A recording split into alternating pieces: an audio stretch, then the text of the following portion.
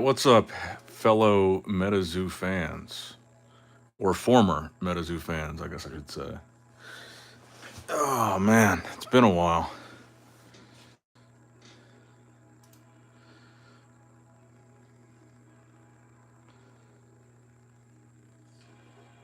What's up? Why do I need a channel? Yes, I'm here.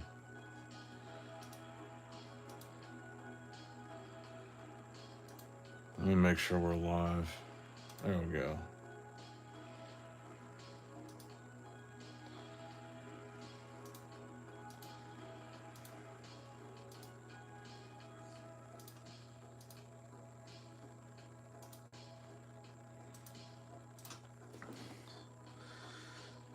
All right, let me share the stream. Oh, what's up, guys? Sean, what's up, dude?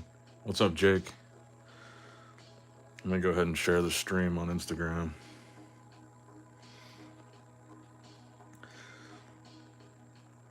So we're going to open up, I got some first edition boxes here. I've got some sleeves full of packs of Chrome. Got some Kuromi, I've got some Nightfall. We can get into whatever we're going to get into tonight. Don't know how long we're going to go for. Just figured it'd be a good night to hang out for a little bit, considering the interesting night Metazoo has had. Just give me a second to share this over.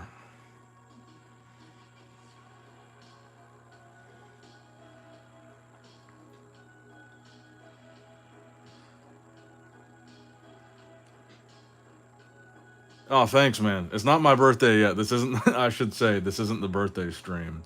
I figured it was a good time to do an early stream, though. But thank you for the happy birthday. My birthday is May 11th, and that's when we're doing another stream.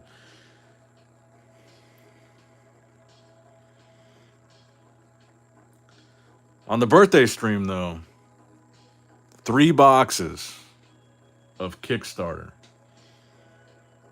I don't know that I've ever seen anybody personally rip 3 boxes of Kickstarter on one stream.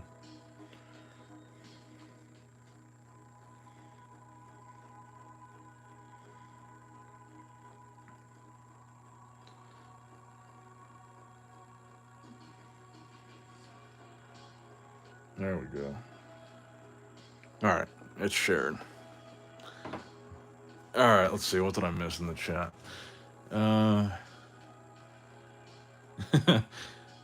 Where's the pink Kuromi box? I still haven't seen my favorite card exclusive to those. So it seemed like that first week,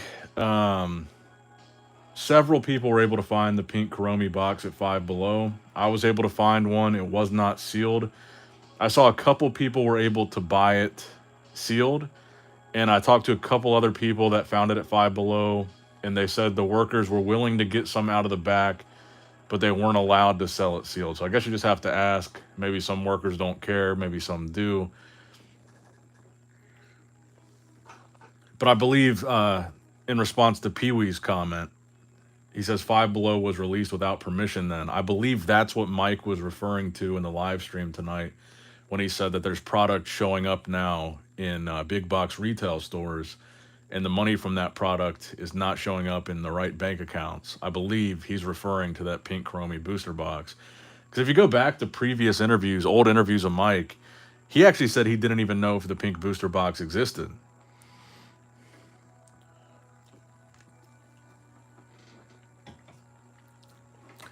I actually think the opposite, Blitzen Buki. I don't think Mike is pocketing any of the profits, and I think that's probably why he was pissed off enough to show his face on a live stream. I think he's realizing, okay, they're not filing for bankruptcy. They're trying to make as much money as they can off of whatever unreleased product they have, and I think that's probably what's pissing him off enough to make him want to show his face again. Have you seen the actual boxes, Sean, or just the packs? I know that Box Lunch was selling those UCC packs on their website, but I haven't seen the boxes.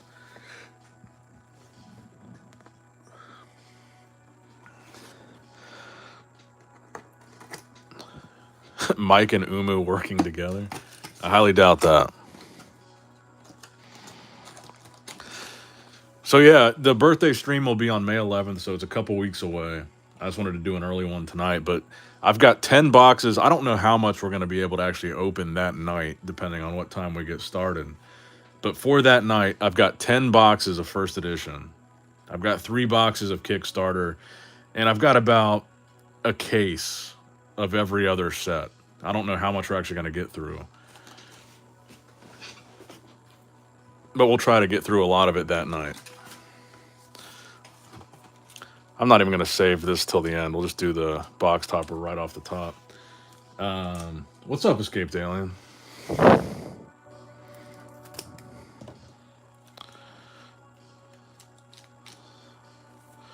Imagine if we pulled a red ink right now. Spirit Aura. It's one of the good auras to get. Thank you, Balloon Fight. I appreciate that, man. How does a Goldman Sachs guy not know what's going on financially in the business he created? Very good. That's a very good question, Catcher. We want an interview with Mike and an autobiography. Bailey did mention in the live stream that he did with Mike tonight that Mike was planning at some point to do a tell-all where he'll tell everything that happened with Metazoo. And I would like to be the first to extend the offer to Mike. If he wants to do it on my channel, he can do it on my channel. We'll do an interview. Since this is pretty much the biggest Metazoo channel that's left, with the exception of Umu, of course.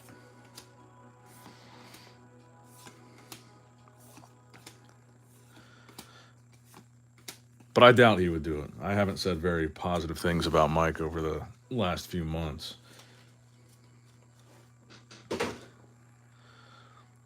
What's up, Lyle? But yeah, Mike, if you're watching, or someone that knows Mike is watching, I'd be happy to have him on. If he does want to do that tell-all, I feel like this is probably the place to do it.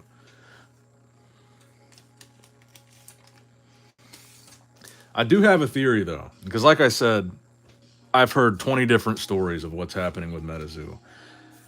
I think, here's my theory. Most of the stories that I've heard all include one common theme, that Metazoo is being sold. Now, they've all had different ideas, or they've all said different companies and people and who's buying it. So regardless of who's actually potentially buying Metazoo, oh, nice, reverse Mothman right off the top. I think that Metazoo probably is being sold. And the reason that I say that is my theory is Mike was under the impression that the company was going into bankruptcy. He said that in the live stream tonight. I think that Mike was under that impression prior to even posting the announcement about Metazoo closing. So I think he thought, Metazoo's done. It failed. We're going to file for bankruptcy and just tie things up. Then I think as we got closer to that bankruptcy, I feel like Mike caught wind early of a sale. And I think that's why he posted the letter about the closure of Metazoo. I think a lot of people agree on that it was kind of a, if I can't have it, nobody can type of deal. So I think it was kind of a attempt to sabotage the sale. And however Mike left, I don't know if he was forced out or if he left voluntarily. I feel like he was forced out. And I think that when he left under the impression, possibly even under an agreement, that if he left, they would file for bankruptcy and not sell the company. So I feel like the only way that Mike could come back, well, there's 2 ways. Because Mike said in the live stream he wants to come back and fix everything. And he wants to come back and make sure they file for bankruptcy legally. I think the only way that Mike would be able to come back is if when he left, he had it in writing that if he left, they would sell the company. I feel like if they forced him out, that's the only way they probably would have forced him out, was if he had it in writing.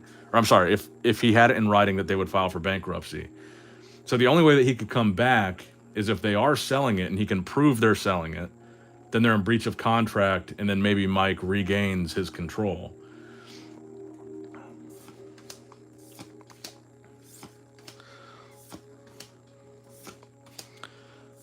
But again, this is all speculation. We don't really even know. I mean, Mike, what does Mike being gone really mean? Does he still retain ownership and he's just a silent partner now that has no power? Did he leave voluntarily? Was he forced out? It's still not really even clear. So I don't fully understand how he expects to come back and fix this. But all of it does make sense. I mean, all of it is kind of in line with the company being sold. Bankruptcy, they haven't filed for bankruptcy. They're dumping product, allegedly. There's literally product by the pallet in dumpsters at Golden Distribution. If they were filing for bankruptcy, they wouldn't be dumping product. They would be liquidating it, trying to pay back the people that they owe money. So if they were selling the company, it would make sense that they would be able to dump product. Apparently, there's been a prototype Mothman sold that was something that pissed off Mike. Apparently, it wasn't released to anybody except for Bailey. And it wasn't Bailey that sold the prototype Mothman. I guess there's promos that have been released that were previously unreleased to the public, and they're being sold on eBay. And all that stuff seems like a company that's not filing for bankruptcy. It seems like a company where whoever's in charge is trying to make as much money for themselves off of what they have left before a potential sale. It sounds a lot more like that than bankruptcy.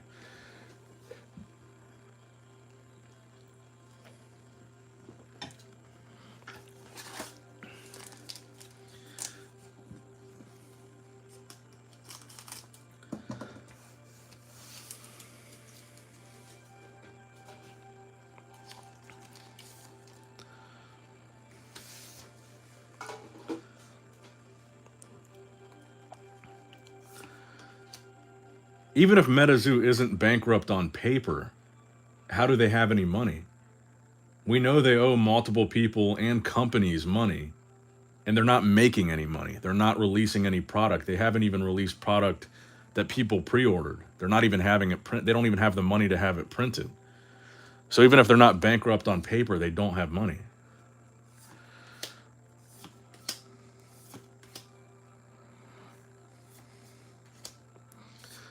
First full hollow, Phoenix Rain. I'm sure that's worth 50 cents now.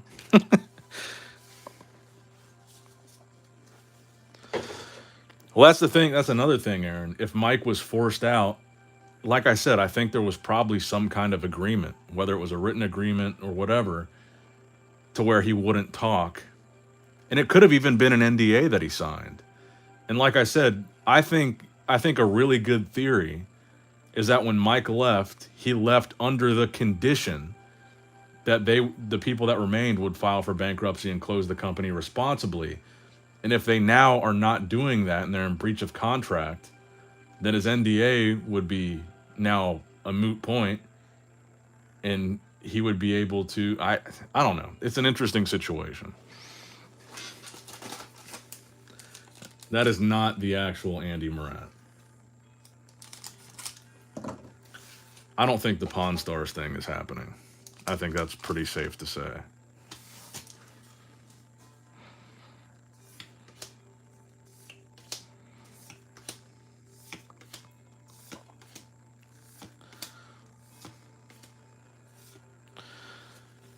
And now, looking back at everything, you've really got to wonder what kind of role Gary King Metazoo played in all this.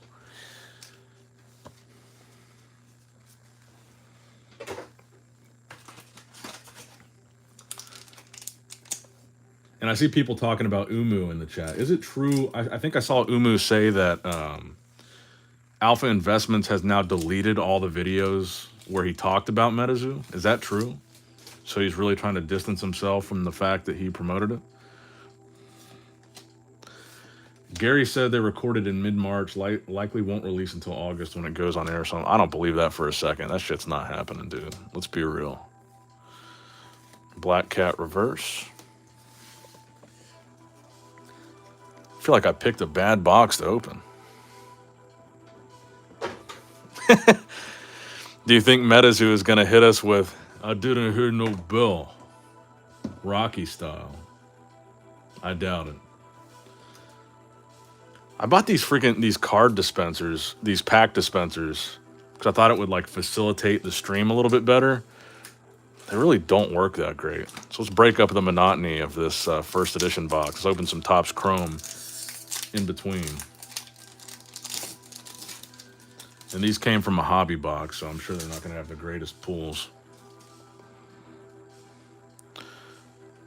Hoop Snake, Shadow People, and a River Dinos.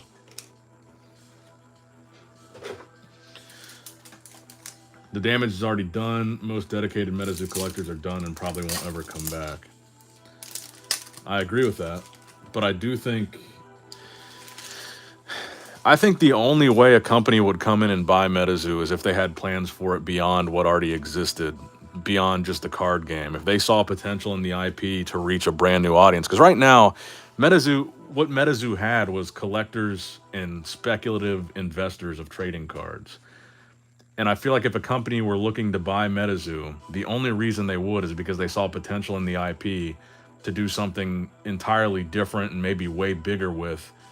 That's way beyond the reach of whatever speculative collectors and investors was interested in Metazoo prior.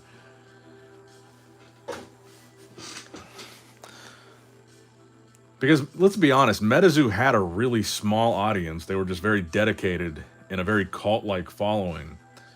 So if there was a company that had the ability to bring it to a much larger audience on a much different medium, whether it's like an animated series or a book or plushies, whatever, that would far outreach the small group of people that are too pissed to ever come back to Metazoo. And that's the only way that I see a sale making sense.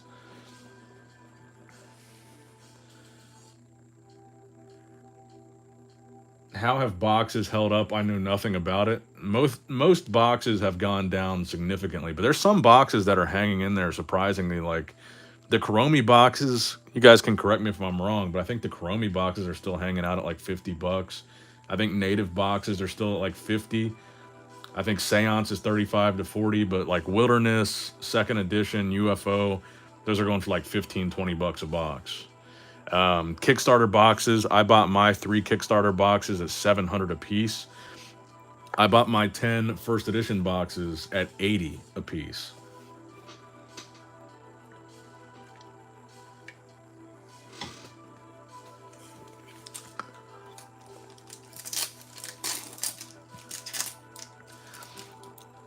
So I think some boxes have actually held up surprisingly well. Man, these Topps Chromes always end up being kind of a letdown.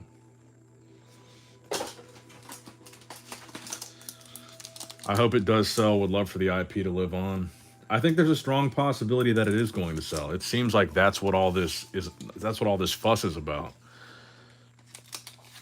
I think the main question is to who, because that's the biggest thing that I've heard 20 different possible answers to, and no one. Like everyone that I've talked to, when I say I've heard all these different rumors, I'm not talking about rumors from like random fans or random Metazoo customers. When I say rumors, it's things that I've heard from people that either worked for Metazoo, they were Metazoo partners, they've worked for Golden, people that would know something, even Metazoo artists, and they've all had different stories.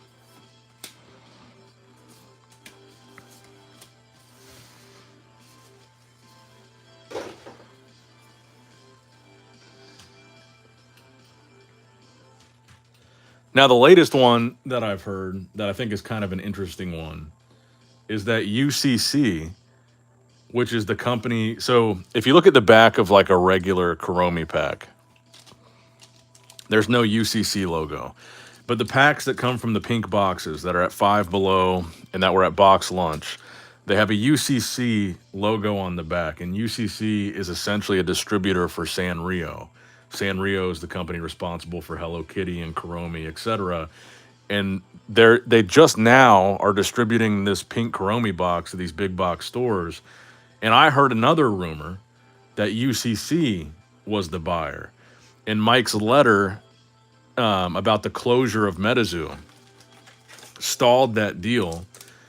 And that was like a big bump in the road for that deal. And that's the reason why there's such a big gap between the initial release of Kuromi, which was in like November of 2023, and now seeing Kuromi boxes in big box retail stores, because that was like part of the deal with UCC, and the whole Metazoo's closing letter from Mike messed up the deal. Now that's just another rumor. That's another interesting one that I've heard.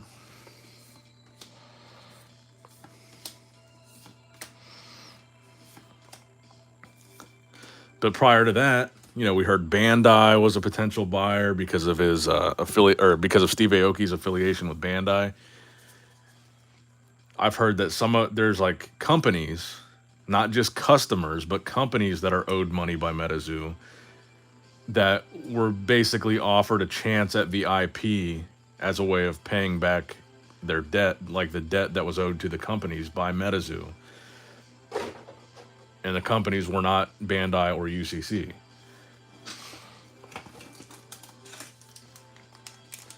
Yeah, that's another interesting thing. The artist, the artwork, I think, is what a lot of us really liked, even though I think the cryptid theme itself is a very strong theme. The artist and the artwork on the cards, I think, is what gravitated a lot of us towards Metazoo. And I don't think the artists are ever coming back. So even if it's revived, the IP is revived by a new company, those artists aren't coming back. And even as Mike, one of the things that Mike was talking about in that live stream tonight, another reverse Mothman, was that there's a lot of employees that haven't been paid. And that's something I've heard from the employees themselves. And that would be one of the things that they would try to make right with the liquidation of product, is pay the employees. So not only, you know, as you saw when I interviewed some of the artists and some of their perspectives on just working there in general, not only did a lot of the artists have a bad experience working there, just in terms of the actual working environment, but a lot of the artists and a lot of employees in general, they're still owed money.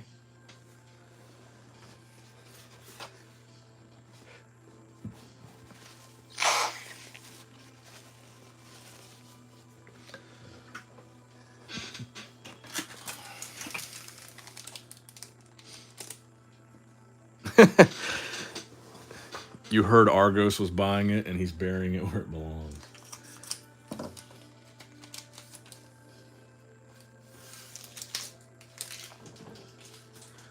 Green Star World says all employees that were there in the last few months, as far as I'm aware. You're saying all of them weren't paid?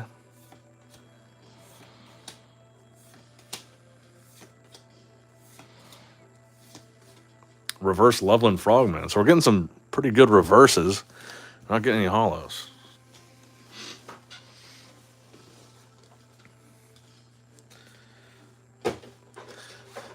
But even if the artists don't come back, which I'm pretty certain they won't, Metazoo, I would think that IP includes all the art that has already been done.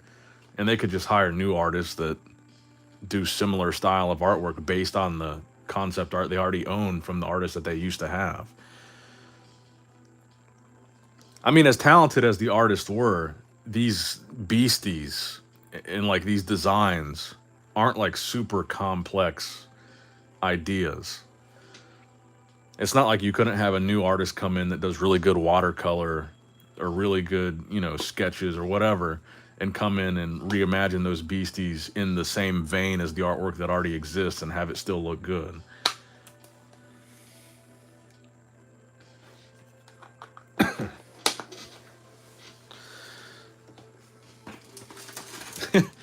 Lyle says, my local Arby's just got the meta merch. I'll pick you up a couple. I'm assuming you're joking, right? That would be fucking hilarious if the Arby's deal just happened.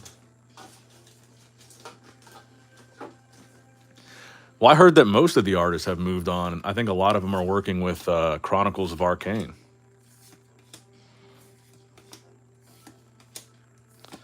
Man, this is a cold box.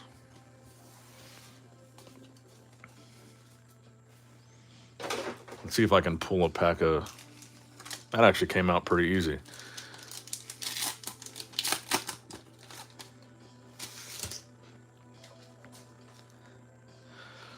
I'm actually surprised. We've got over 100 people watching right now. Pretty good for a totally dead game.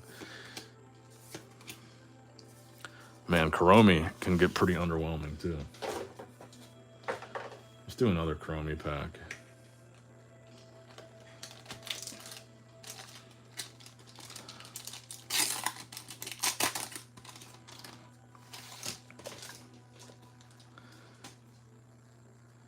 Metazoo is only dead in real life, not in our heart, says Chartreuse.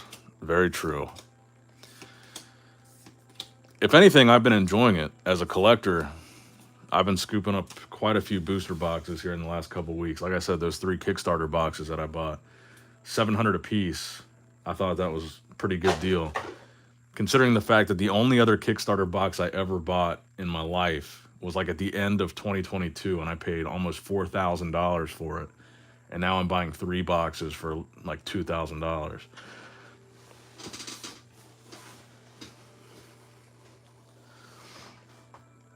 I do wonder though if I don't think the Arby's collab is going to happen, but I'm still hopeful that we get a second Topps Chrome set, that Sapphire Nightfall set.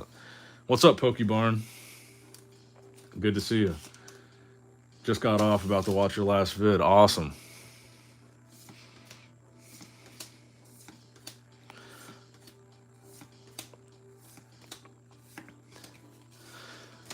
The Metazoo Sanrio looks cool, and that's another reason why I thought the UCC rumor was interesting, because they're a distributor for Sanrio. If they were the buyer, maybe Sanrio saw some kind of potential in the Metazoo characters. They want to use them in their universe. And maybe that is the same. Maybe that is kind of the same thing as Sanrio buying Metazoo. Maybe Sanrio as a corporation doesn't actually acquire IPs themselves. Maybe UCC is the entity that they use to acquire something like Metazoo. So that could make sense. Just because UCC is like their distributor doesn't mean... I believe they own UCC. Bailey said there should be another announcement tomorrow. When did he say that? I didn't hear him say that on the stream. Are you at least swigging on something while you open these boxes? This is bringing nightmares back. Of course I am. I even brought back the White Claws. I haven't drank White Claws in forever. But these are the 8%ers, so no pussy shit.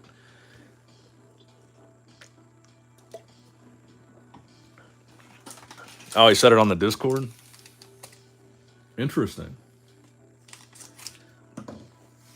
You know, I got to take my hat off to Bailey. Bailey's gotten a lot of shit over the past couple months because he's been posting all these screenshots of conversations between him and Mike. And a lot of people were saying he's faking the screenshots, they're photoshopped. I think Bailey has more than proven, another reverse frogman, has more than proven that he is in contact with Mike, and Mike is telling him like sensitive behind the scenes information.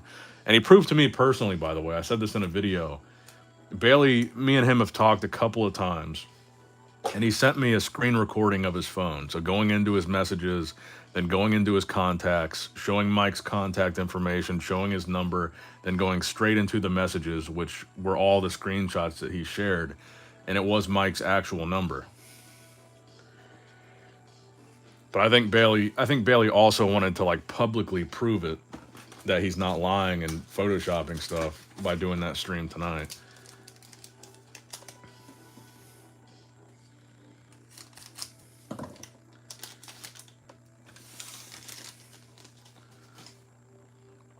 Can't believe over 100 people are here after spending hours in Louis Strim with 30. Man, what the fuck? This is one of those ass boxes, dude.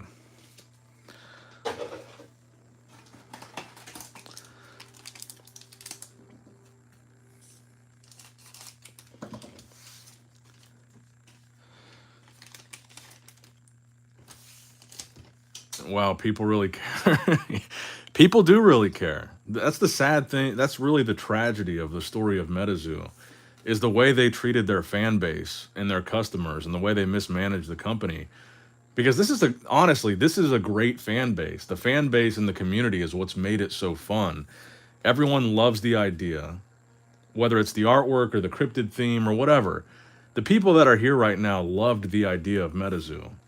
And even after being burned and screwed and bent over the coals, and they're still here because they cared enough about it even back then, and they still care now.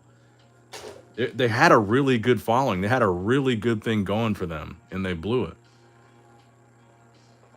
There's 100 people in here watching a stream about Metazoo being dead, and like I don't know, man. It's sad.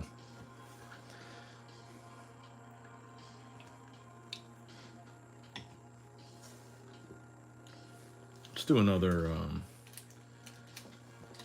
We'll do another Chromie pack here. This little feeder box is not working great.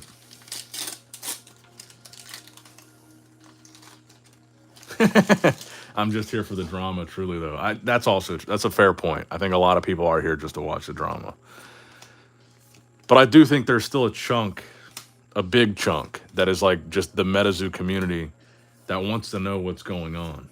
I'm sure a lot of it is people wanting to watch the drama though. You're right.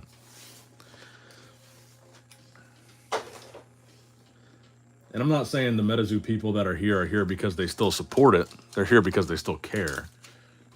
Because they were that invested in the idea.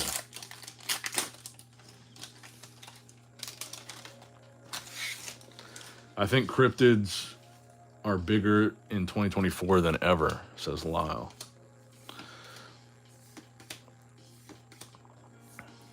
Ooh, nice. I finally pulled an Aura card. Out of all the boxes I've opened, this is only the second one that I've pulled. And I only pulled the friend Aura, so finally. There we go. That more than paid for that whole box of Chromie. I've only opened like 3 packs. Nice.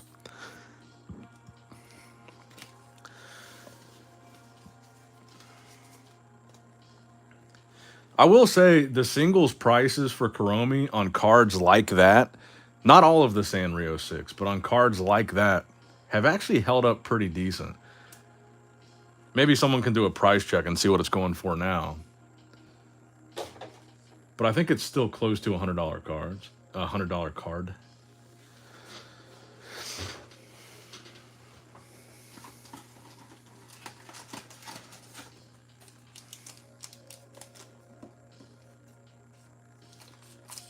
All right, I didn't know about the Aura cards. That Galaxy foil looks primo. Here, I'll show it again. Yeah, it does look pretty cool.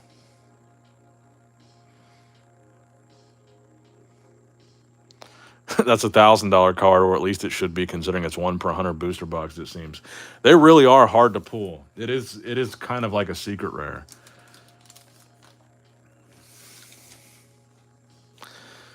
People are saying Mike is in here.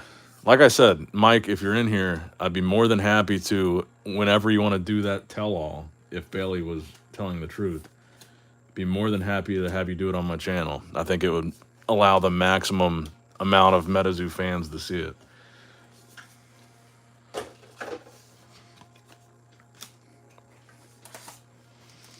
And it doesn't even have to be an interview format. If you're afraid I'm going to ask you some tough questions or something, if you just want to come on and tell whatever story you want to tell and have me post that.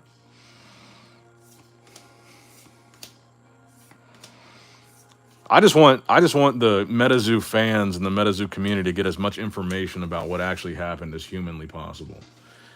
Because I think the lack of information, the lack of communication, considering that there's so many customers that are owed money from pre-orders, is kind of disgusting. Favorite Metazoo card you ever pulled? I pulled a blue ink, and that was pretty cool. I've still got the blue ink, even though it was a PSA 9.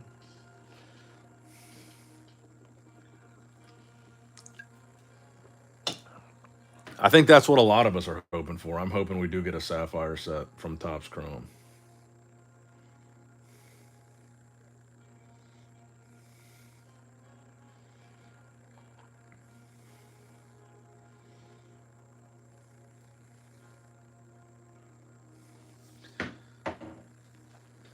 I want my NFT. Oh, NFTina packs and UFC plushies and or UFO plushies and promos.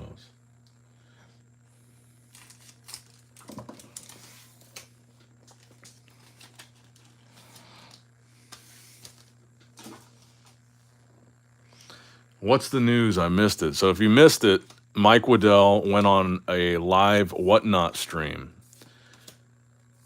with Bailey Bonillo, and I'm sure I mispronounce his name every time I say it. But anyway, Mike went on, he was on there for maybe 2 or 3 minutes and basically said that when he left, the company was supposed to be filing for bankruptcy and liquidating whatever product they had to pay off all their debts, all the people they owe money.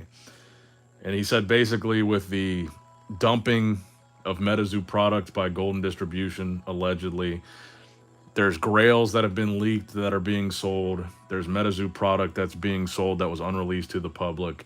And now I believe he's referencing the pink Kuromi boxes in big box stores. He said that there's product being sold in big box stores now that the money is not going to the account that it should be. So he's saying all these factors have led him to, he's got to come back now and fix the issue and get them to actually file for bankruptcy legally.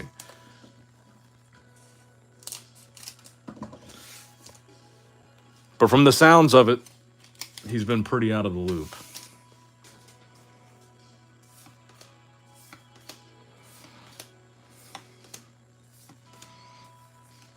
Man, this is a rough ass box, dude. Cojito says, with all the negativity, I still got to give a little respect with Mike for showing his face, seeing what's going on moving forward. At least I got to see if he stands on what he's saying now. Yeah, actions speak louder than words, man. But I agree. As much negative things as you can say about Mike, I think he does deserve a little bit of credit for showing his face. I don't think anybody thought that we would ever see Mike show his face to the Metazoo community again. So I think the fact that he did says something. I don't know what exactly it is that something says, but it says something that he actually showed his face. So something's got to be going on. I want to get some more Kuromi packs out of here, honestly. This might be a good Kuromi box. But this feeder, look how many, there might be too many packs in this feeder thing, getting it jammed up.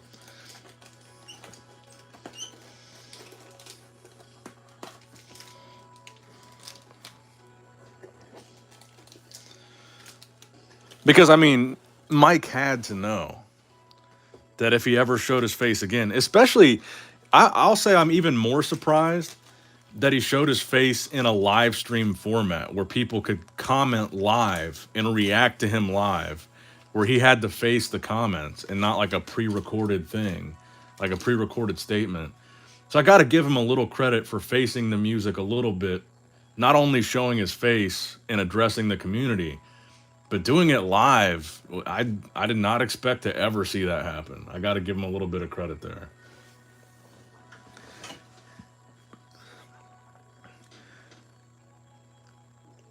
Which to me, again, tells me there's something actually going on. I think he would only show his face if he really felt like it was out of necessity.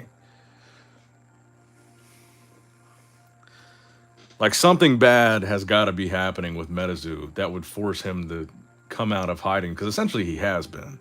Even if he says he was told not to say anything, he's been totally ghost MIA for 3 months. So something's going down to make him come out and address the community. Otherwise, I honestly don't think he would have. If he cared enough to say sorry or say anything to the community, he would have already, but I think something is forcing him to.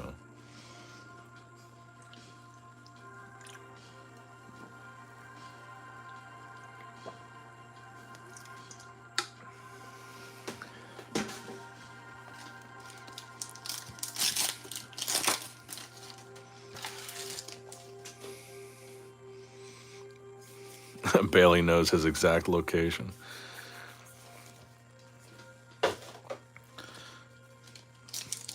No, Metazoo is not back.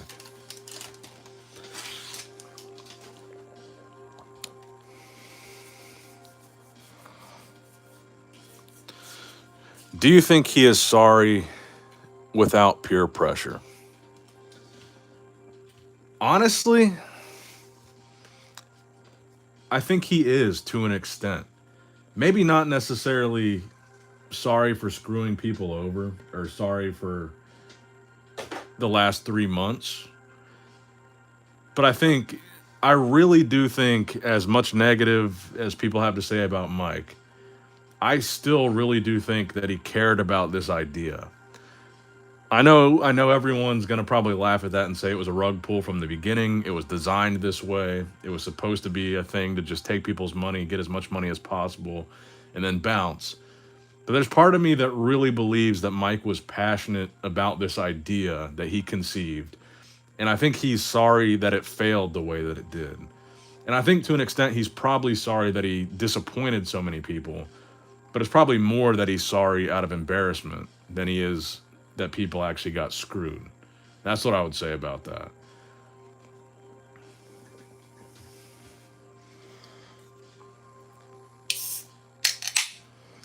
You and me both, Bryson.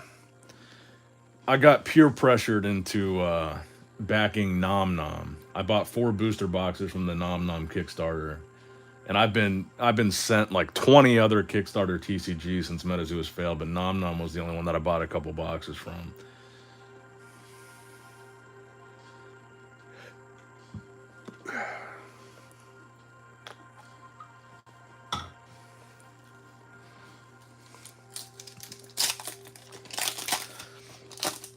But I'll be honest, I might sound naive for saying that, but I genuinely don't think that Mike designed this to be a money grab from the beginning.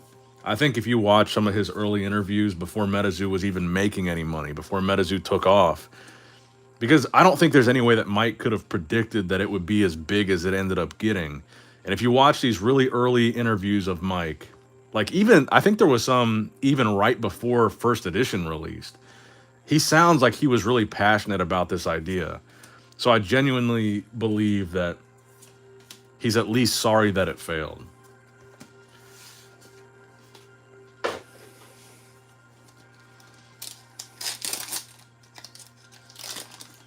I don't know how much he cares about the people that got screwed, but I think he did want this to succeed.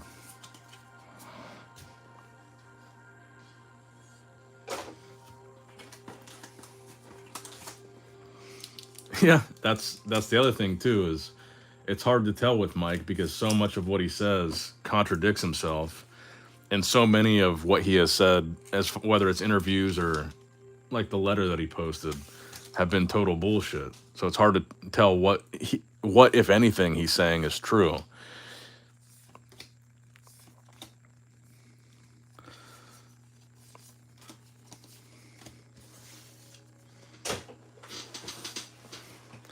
Man, this is like top 10 worst first edition boxes I've ever opened.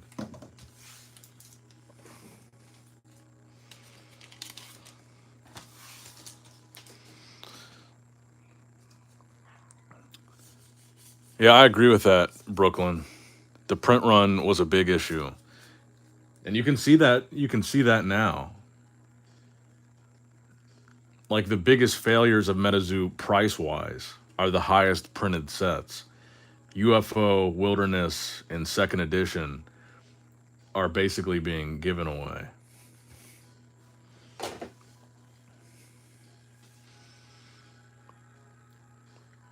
I don't know if that's the real Metazoo Games YouTube in the chat, but what's up? Literally last week he said Metazoo's coming. That's the other thing too, is while yes, Bailey was vindicated by proving that he's in contact with Mike, he also just said a few days ago that Mike told him that Metazoo was being sold and coming back. And then tonight on the live stream, Mike essentially said he wants to come back and make sure they file for bankruptcy. So he like directly contradicted what Bailey just said Mike said. It's not. I didn't think so. It's hard to tell because I'm not sitting here clicking the usernames and going to the actual pages. So we pulled one good Chromie card. Every other pack has been trash. Nerdkiss says, I feel bad for Argos. He's sitting on a massive amount of second edition. I think Argos might be the lowest seller right now. I believe he's selling second edition for $15 a box on his website with free shipping. I feel like Argos is a good guy. I do feel bad for him. And he hasn't posted anything on his YouTube in a while, right?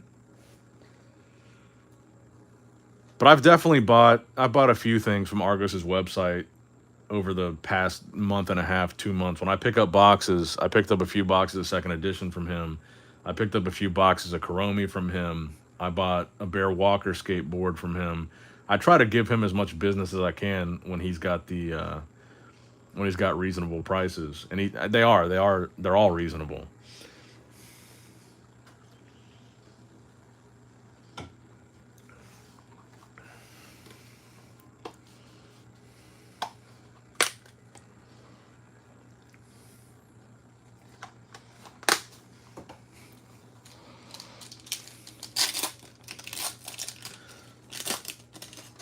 Oh, I agree. Sean. Sean says Argus is fine. He can write that off. I assure you the money he made from Metazoo was peanuts compared to his other sources of income. I agree, but I feel bad for Argos, not necessarily in the sense of his finances. I feel bad because you got to look at how passionate he was, and it makes him look stupid. I'm not saying he's stupid, but it makes him. Metazoo made him look stupid. The way that he was constantly sticking up for them, he was constantly promoting them. He was so passionate about the brand and so optimistic about the future and constantly saying all these positive things. Metazoo made him look dumb. And that's why I feel bad for him. And I think he genuinely was passionate about it.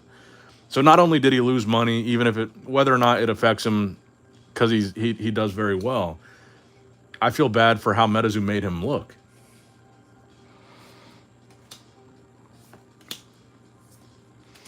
Chibi Snipe.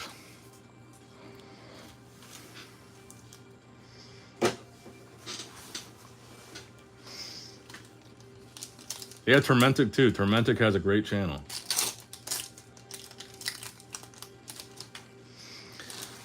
The thing I like about Tormentic is he really dives deep into the lore, like the stories behind the cryptids.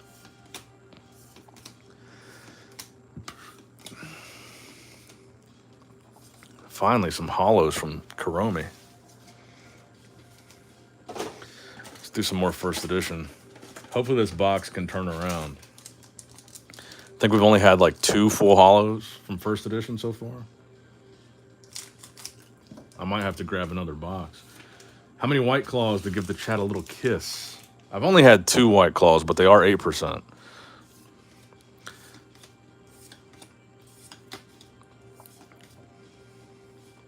It's kind of funny. Last week, I was having a stressful week last week, so I was door dashing White Claws like every other day, and I had the same dasher every time. And I kind of live out in the middle of nowhere, so he would know when it was me door dashing, and he'd always pick up my thing. So I started tipping him really good. Then he came tonight to bring these White Claws, and we were talking, and he actually gave me his personal number, and we're like friends now, because I've seen him like 6 times in the last week and a half. And I was telling him about the Metazoo thing, because I think he's kind of a Pokemon guy.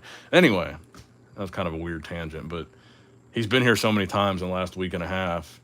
He like gave me his personal number. He's like, you can just text me and I'll go pick it up for you.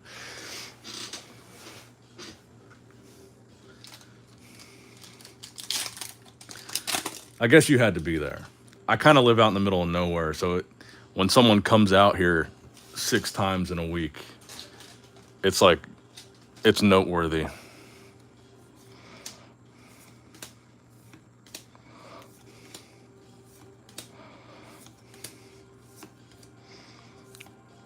Another full hollow.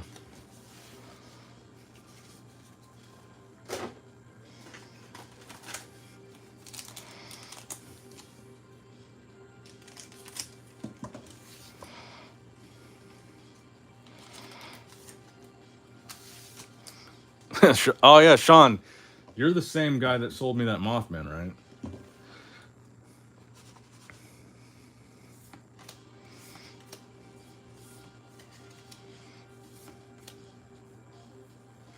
There we go. Full hollow Quetz. I don't think I have graded a PSA 10 yet of Quetz. Null says, I only ever remember Mike saying he wanted to personally involve himself with the story and novel. If he really was only involved in that part of the game, maybe it's true about him not knowing anything else. Yeah, it's totally possible.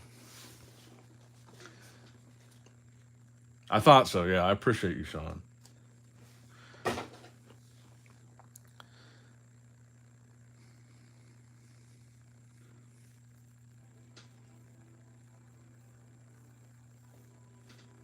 Thank you, Cojito. Had to check out Nick with all this information. Yeah. Um, I want to say, like, I haven't been buying anything on eBay. All the stuff that I've been picking up, and this is another shout out to the Metazoo community. All the cool shit that I've been picking up lately has been off people that have messaged me on either Facebook from the Metazoo Facebook pages or on my Pokemon Instagram and saying, "Hey, I have this for sale. I'll give you a good deal on it." Like the Kickstarter box that I got for 700 a box, or from just a guy from the Metazoo community on Facebook. And some of I picked up a bunch of Wilderness eBay boxes. Some of the singles that I picked up, it's all been from just people from the community and not off of eBay. It's been like through personal connections on social media of just other Metazoo fans or former fans at least. And I want to give a shout out to Escaped Alien too. He's got a fucking cool channel. I like the gimmick that he's got over there.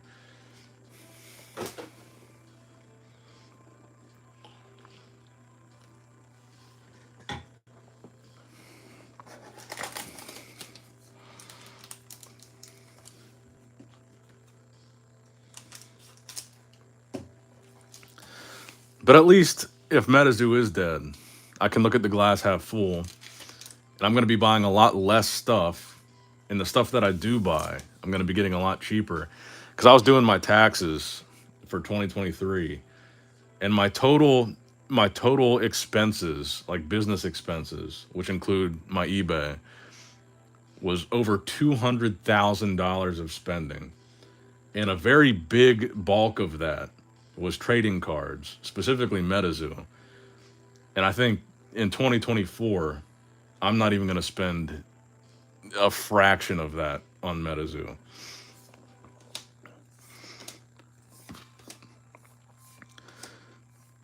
So at least I'll save some money. Even though I still made a profit with as much shit as I graded. A part of that expense was grading, but grading and selling shit on eBay was a big part of my eBay business. What's up, Otherverse? But 2023 was probably my biggest year of spending on trading cards and grading and investing into the eBay business and investing into this channel. Because remember, I think one of the biggest things was Topps Chrome. Topps Chrome came out in 2023, and I spent a fucking fortune on Topps Chrome grading and selling.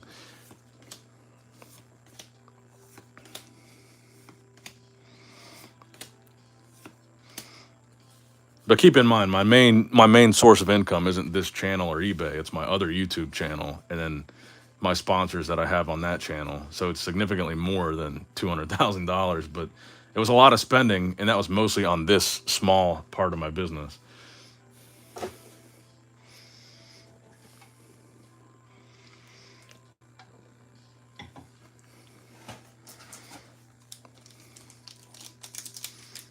And frankly, I barely broke even. I made a little bit of profit, but it's mostly just for the love of the game. And I think a big part of that was I probably would have made more profit, but a big part of it was selling I bought and sold that one of one Mothman in the same year span, and I bought it for $12K and I sold it for $3. So that really cut into my profit.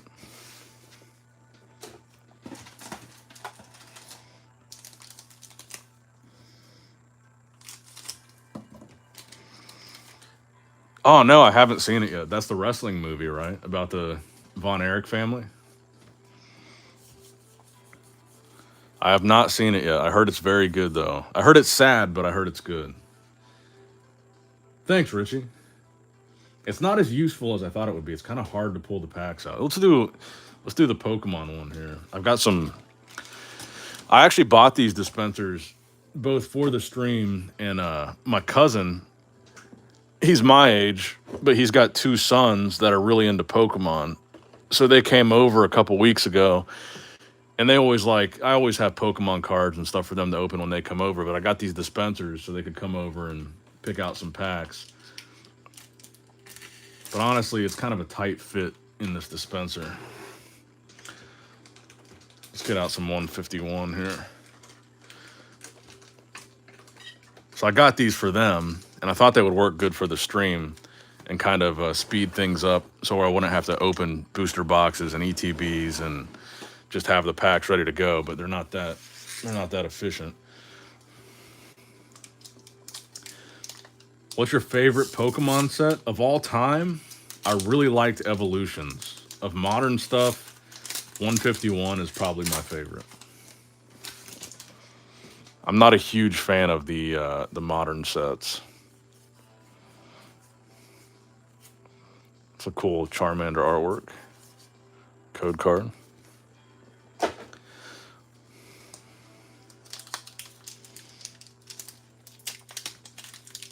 You should get one of those classic gum-style dispensers for packs. Your nephews can stick a token in and crank it. I do have one of those, but not for packs. I've talked about this before.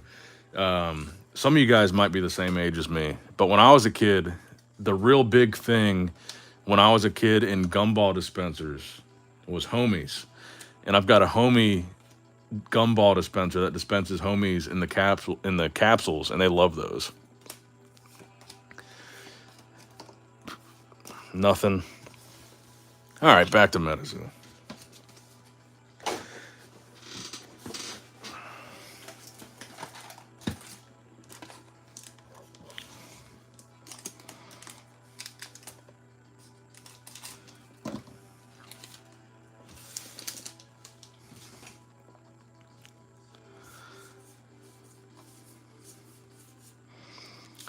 Maybe this box will turn around at the very end because it looks like we're starting to get some hollows out of the first edition.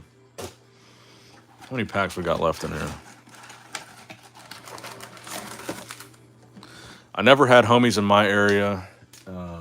Probably too rural. Those damn capsule dispensers were gambling and oh yeah, for sure. I think the big ones were, obviously they had like the Pokemon, I don't know that they were necessarily cards, but they had like sticker dispenser machines. Those were very popular. They had like Pokemon stickers in them. Then homies were really big, and you guys might remember they had like these little plastic aliens. Those were really big here too. Oh yeah, wasn't it Vice that did a homies documentary?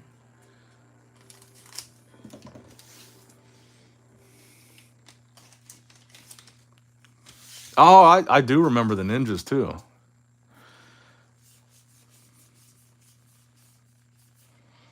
Bunnyman Reverse.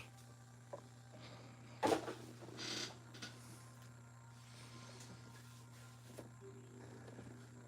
was kind of funny. Not only did they have homies, but then they would expand into like other ethnic stereotypes. They had like an Italian one. They had a line called Hood Rats. They had a line called Palmeros. It was an interesting idea.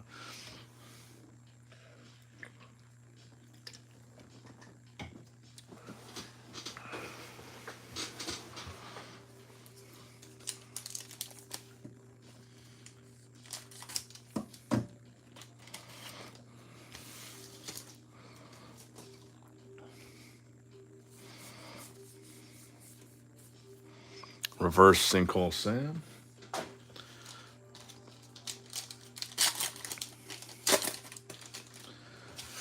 There's always nostalgia flowing in these streams.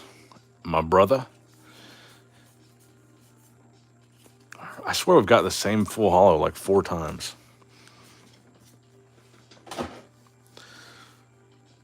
Yeah, Crazy Bones, yeah. I actually opened I bought a couple sealed packs of Crazy Bones and opened them on the channel a while ago. It was like right in the middle of COVID.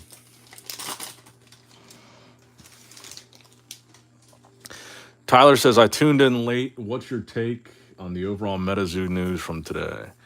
I kind of talked about it a few times earlier, but I think just to sum it up, I think that something bad has to be happening to draw Mike out of hiding. I think the fact that he actually showed his face and addressed the community and came out and said those things, something is definitely cooking behind the scenes that elicited that response from Mike. So I think that something is probably a sale. And I think that Mike leaving, when he left, I think that he left under the condition that they would file for bankruptcy and try to pay off their debts, and they're clearly not doing that. And I think that he's gathered that there is going to be a sale, and it's pissing him off.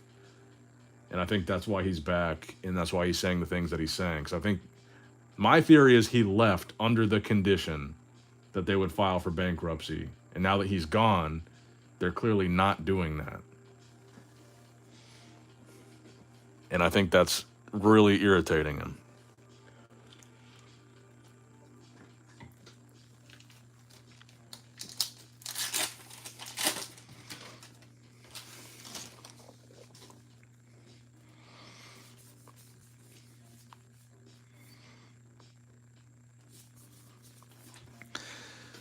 My biggest issue with the art is the white outlines on the characters. It ruins the immersion of the scene. They don't do that on every set though, right? It was just a big thing with the Sanrio set.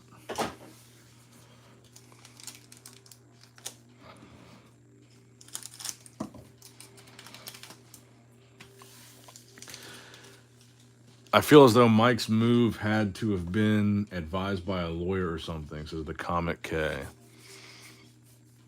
It's possible.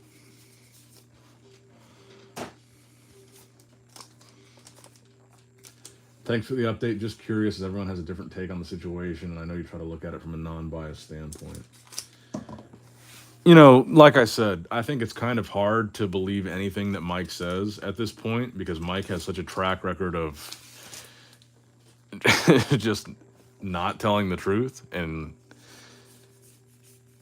But I think the fact that he came out, and like I said, I think the fact that not only did he show his face and address the community, but the fact that he did it on a live format, on a live stream like that, where he would have to sit there and see the comments live and people would be able to roast him live, I think suggests that he's at least partially telling the truth.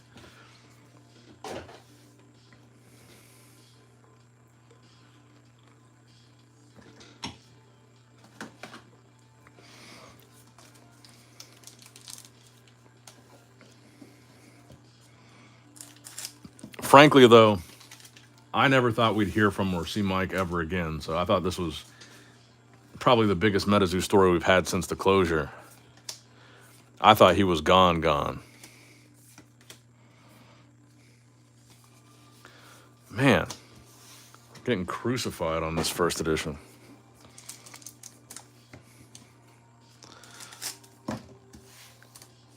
We are at the hour mark. So when I finish this first edition, these last 3 packs, that means I got to pee. Then we'll get back into it. You know, I got to pee every hour on the hour. Maybe he never left. No, I believe he did actually leave. That part I do believe.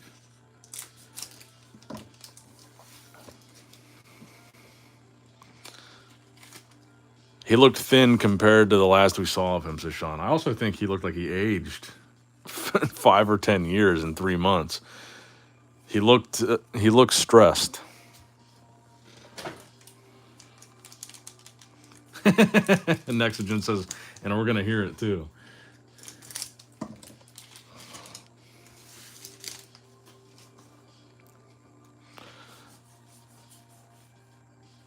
Oh, I thought we might end on a Mothman. That's okay. We might open another first edition box when I come back. We got these first edition release event boxes too.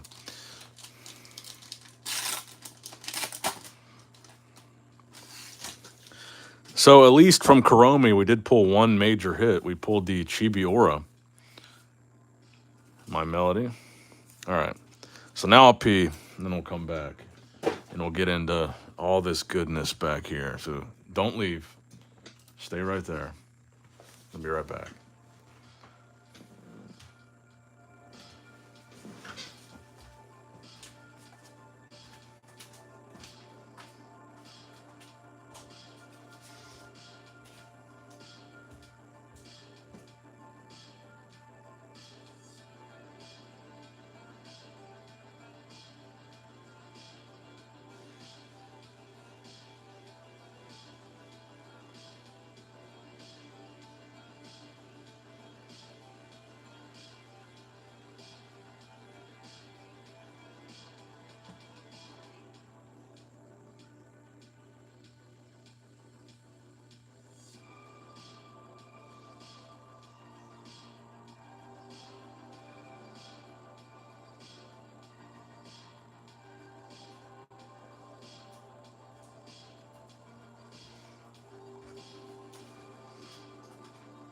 I feel like you definitely heard that.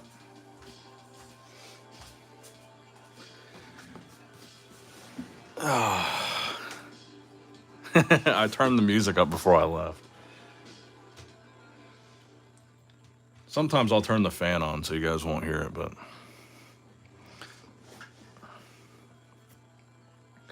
it's interesting though that Bailey said we're going to hear another announcement tomorrow. I wonder what that could be.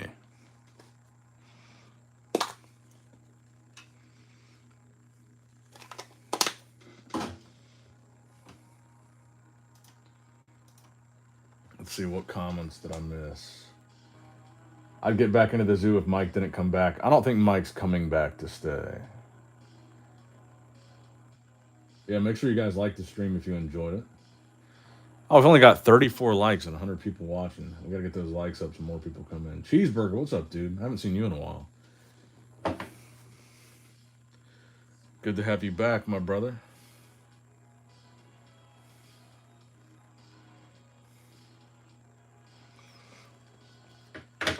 You keeping anything sealed by Metazoo? Yes.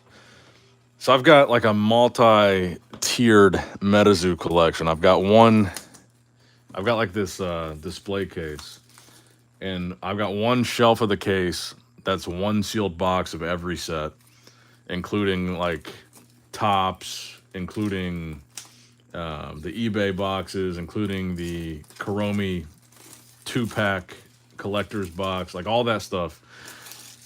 So I'm keeping that shelf sealed. And then right now, I don't know how much of what I've got I'm actually going to open. I'm going to try to open a lot of it on the birthday stream.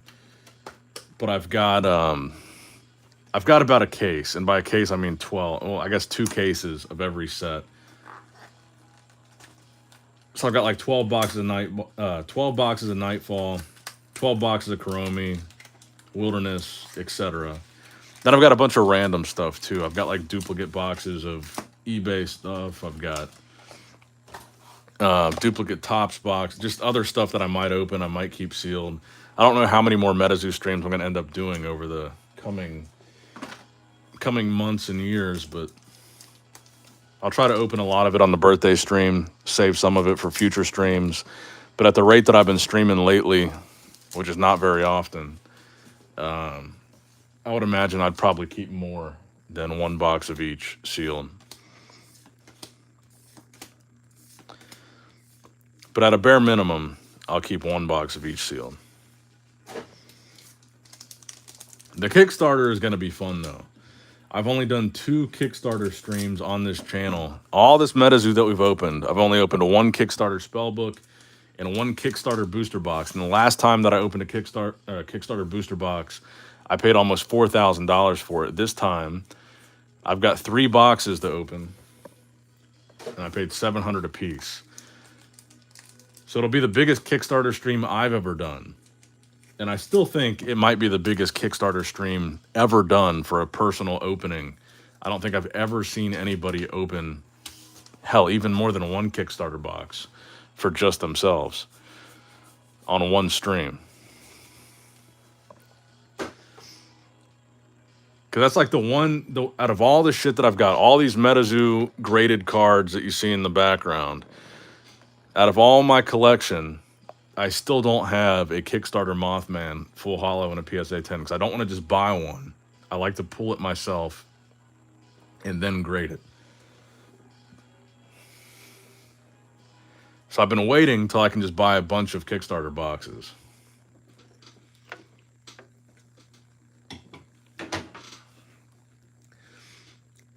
And I feel like if I'm gonna do a big Metazoo stream for my birthday, it's got to be exciting, or else nobody's gonna watch it. No one wants to see me open a bunch of Kuromi, or even first edition. I think it's got to be something that you don't typically see done with Metazoo product, and I think one thing you're not seeing a lot of is a bunch of Kickstarter getting ripped. So I think that'll be fun for people to watch. Even if they don't like Metazoo, they might like the fact that I'm ripping Metazoo's most expensive box multiple times.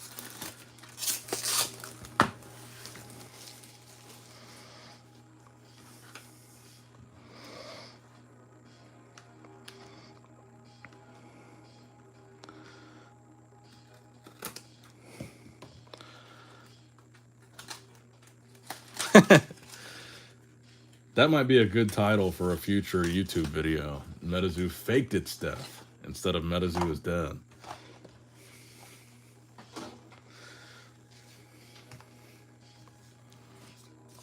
That's what I was thinking about doing, Pee-wees. I was thinking about going in chronological order, starting with a Kickstarter box, going first edition, Nightfall, second edition, Wilderness, UFO, Native, Kuromi, opening every single box, and then ending with the other two Kickstarter boxes. And then, if we decide we're sober enough to keep going, then just opening a bunch of other shit.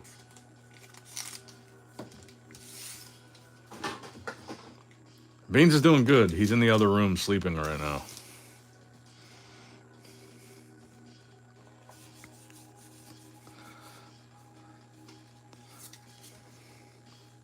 Nick, you should check out Andrew Smith. He made his own Metazoo cards from the latest fan art contest. One never got published. Okay, I will do that. I will check him out. I'm actually thinking about, I don't know if Disgruntled Games is watching, but they make their own custom Metazoo promo cards. They just launched a service where they make custom promos for people. I don't know if they would be able to have it done in time because it's kind of short notice, but I wanted to make a custom Nick Strength and Pokemon like proxy Metazoo promo and have them make it, and then I would give those away throughout the course of the stream. Because I can't imagine anybody would want to buy them, but I'd give them away to people. Like every box that we open, give away a promo card. See if I can get them numbered. Because I think when I looked, it said they'll make like 150 promo cards for $400. So I was gonna see if I could get them numbered, just make 150 and give away a bunch on that stream. But I don't know if 2 weeks is too short a notice. Hell yeah, bro. And I've still got that Cryptid Cam Mothman you sent me. I don't know if you can see it in the background, but it's right there. That's the one you sent me. Catcher's a good dude.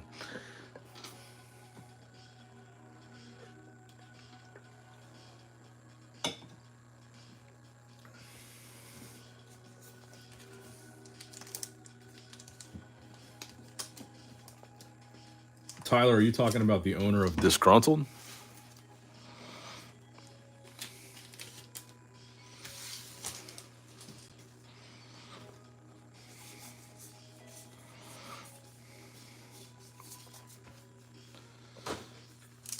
Iron Ghost says, I know I got most of my pre-order funds back. What'd you do, a chargeback? I just wrote them off on my taxes as a loss. I never tried to charge them back or anything. Good night, Nerdicus. I have a blue ink. I have a PSA 9 blue ink, but I don't have a red ink. Nick, do you collect booster snacks? No, but I have heard of them. They're like the chips that have cards in them, right?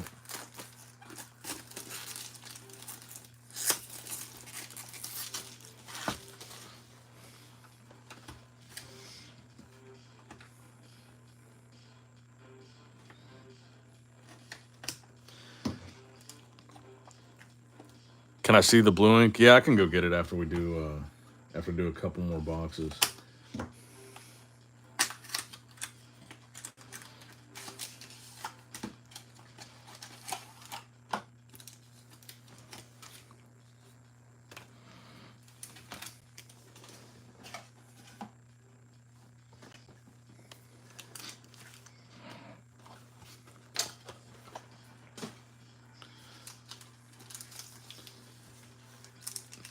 Nick, what's your favorite Pokemon?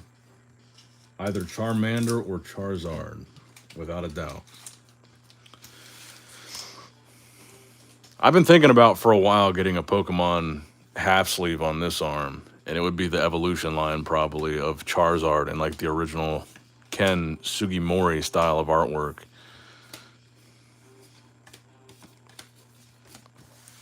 I'm surprised I was never a big fan of Blastoise evolution line because my favorite color is blue, like by a long shot, and I'm not a big fan of red or orange. So I'd probably get the Pokemon tattoo of the Charizard evolution line in black and gray and not reds. But if only I liked Blastoise, I could get a nice blue sleeve. What's your holy grail in your card collections? Doesn't have to be Metazoo related.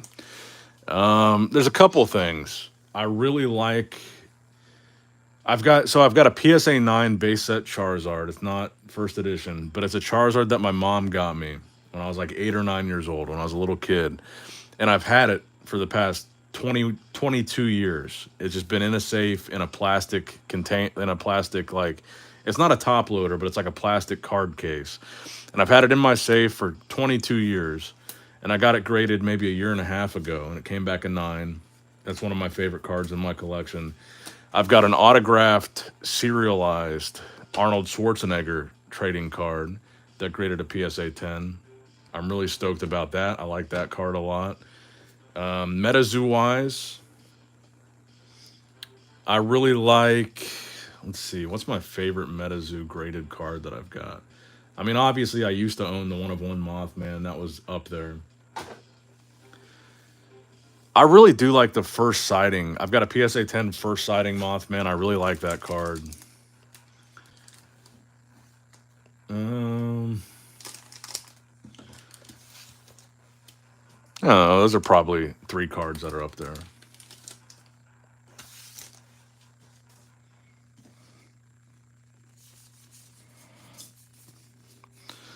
I really like, I've got 2, they're not the most valuable cards in the world, but I've got 2 foil Charizards from Topps that both graded a PSA 10. I really like those cards.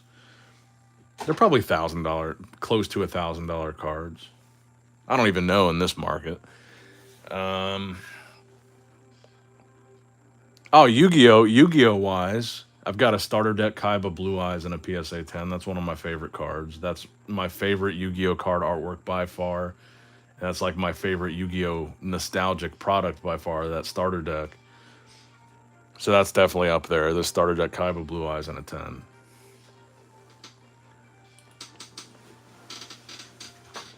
Oh, what's up, Atlantis? I just saw your comment. What's up, dude? I do follow Laura Marie. She's got some sick tattoos.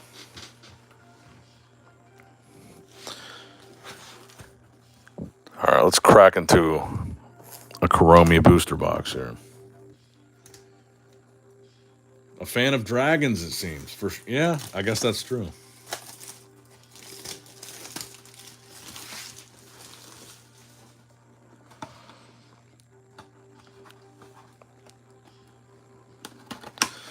Well, that's why I bought so many Metazoo boxes, Dusk. Is for the hope that one day, not that Metazoo will be revived, but just one day, just out of sheer nostalgia, I want to have a bunch of boxes that I can just open and not have to worry about trying to track down and buy.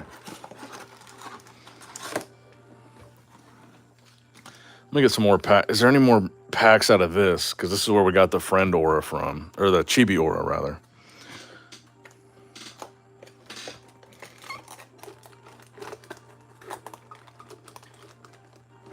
Man, these are hard to get out of here.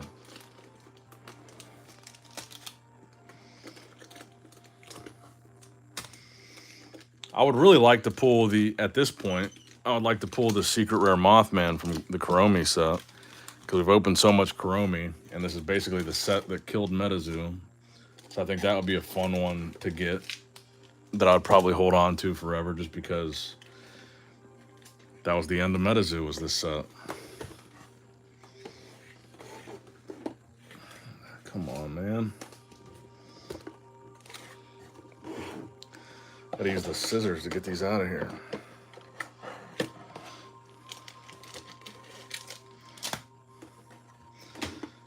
Yeah, I think these boxes, these vending boxes were more made for Pokemon packs. The Metazoo packs don't quite fit them well. It's like too snug of a fit.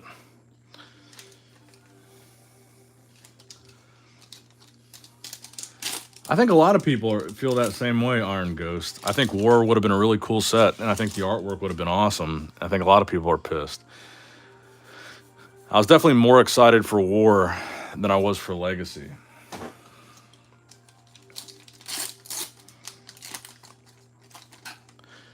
I did. Ooh, yeah, Tyler, I did. It's still, I mean, there's no Hello Kitty themed binder that's gonna look masculine. So there's nothing great. Let me see if I can find a picture. But I did find a Hello Kitty 3-ring binder, which is like for kids at school. And I'm just gonna put trading card pages in that binder. Let me see if I can find you a picture.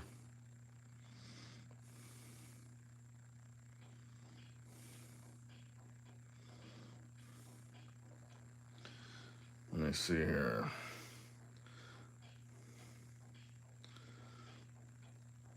And I only bought it because all the other Metazoo sets I've got in their themed binders.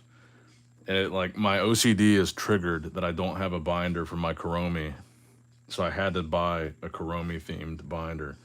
It still looks kind of effeminate, but this is the one I ended up finding. And that's actually the website that I got it from, the Kawaii Envy. But yeah, it's a 3-ring binder that'll fit the trading card pages.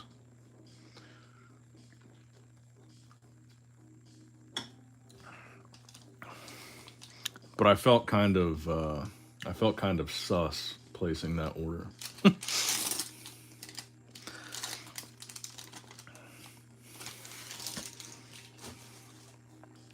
And that was the thing that made me feel weird about going to all these Five Belows. Go looking for these Kuromi boxes. Is I would go and I would try to say anything but Hello Kitty.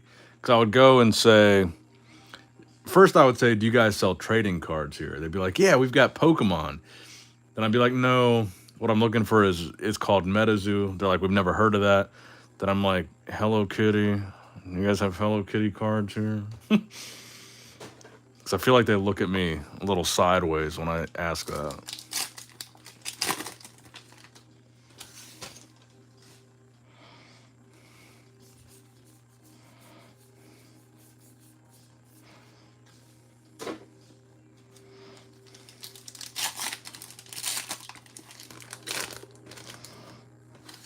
Yeah, Mr. Sly was one of the big, long-time supporters.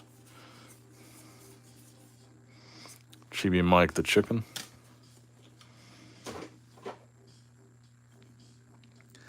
I'm not going to lie to you. I actually when I went to one of the Five Belows, and I was asking for these Hello Kitty cards, and I showed him the picture, and I was trying to describe it. I'm like, it's a pink booster box. They're Hello Kitty cards.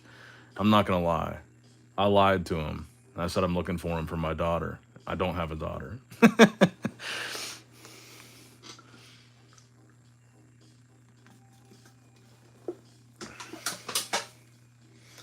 Because the way the dude was looking at me when I was asking, I was like, I gotta come up with a lie here.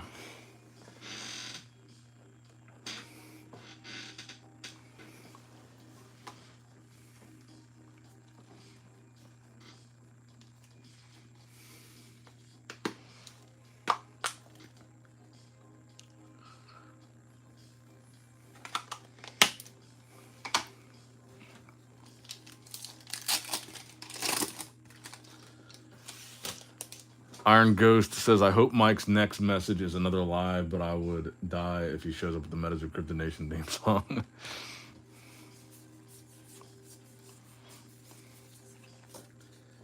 Any word from the Chinese manufacturer? No updates on that, no. I came in a little late. Is the TLDR Mike confirming he is out? Actually, it's the opposite of that. Mike saying he's coming back to rectify some of the issues that Metazoo seems to be having. I just miss being a part of Metazoo. Made some, yeah, same, bro. Great friends, great community, great memories, especially going to the Mothman Festival. And especially this past year, the 2023 Mothman Festival, I was shocked at how many people recognized me from this tiny little YouTube channel, and how many people came up to me and said they watched my videos. I felt like a fucking celebrity at the Mothman Festival, and I go to bodybuilding events with my bodybuilding channel, and I feel like I got recognized more, and I had more cool conversations with people at the Mothman Festival because it was such a small community of people there, and I think the Metazoo community is so tight, and I feel like I got recognized everywhere I went there, and it was pretty cool.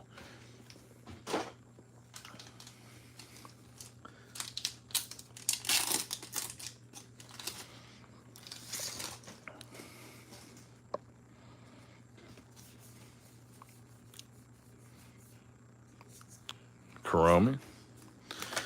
And the community is still cool. I mean, look at how many people are still here. We've been going for almost 2 hours, and we still got 90 people watching.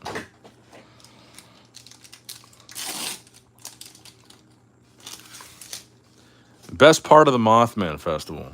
I just think the whole theme is cool. I think the fact that it's like all these cool little Mothman encrypted trinkets and booths, and the Mothman Museum is pretty cool too. The Mothman statue's cool. It's just a fun, if you live close by, it's just a fun weekend. It's cheap. It's not going to cost you a fortune. It's just a fun thing to do. And I'm still going to go this year, even though there's not going to be, or at least we don't think. Who knows at this point? We don't think there's going to be Metazoo there, but who knows?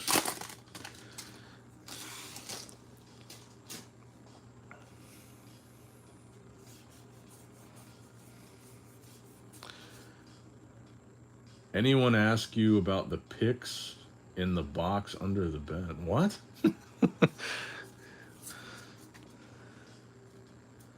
The ex's pics. Oh. No.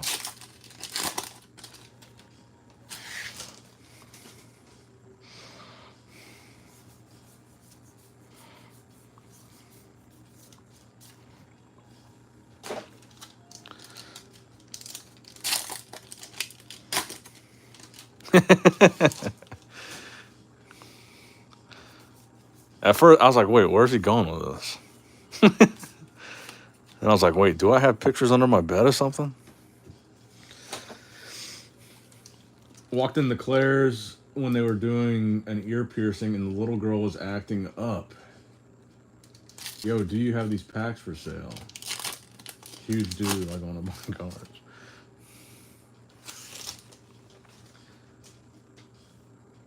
Fake Andy Murat says, don't worry, Nick. That time I had to make the Sanrio deal come true, I'd explained to them it was for Afton.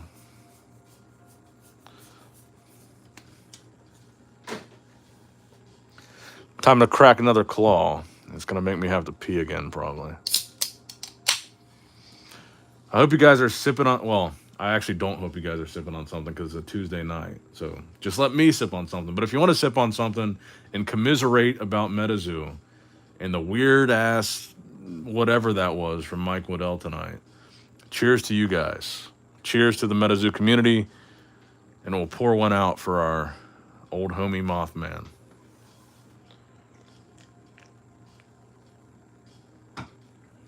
R.I.P.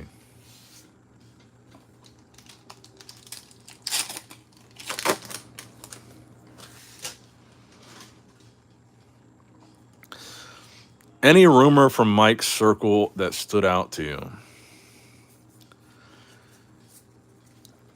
I think the Now, I will say I talked to Bailey, and he told me this rumor was not true. But I did hear this rumor from somebody that used to work for Metazoo. The UCC rumor, I think, is very interesting. The rumor that UCC, which is the distributor for Sanrio that distributed the pink Kuromi boxes to all the big box stores, the rumor that they might be the buyer, I think, is very interesting. But Bailey said he talked to Mike, and that's not true. But I think that's an interesting rumor. And I think there's a lot of ways that that rumor could make a lot of sense.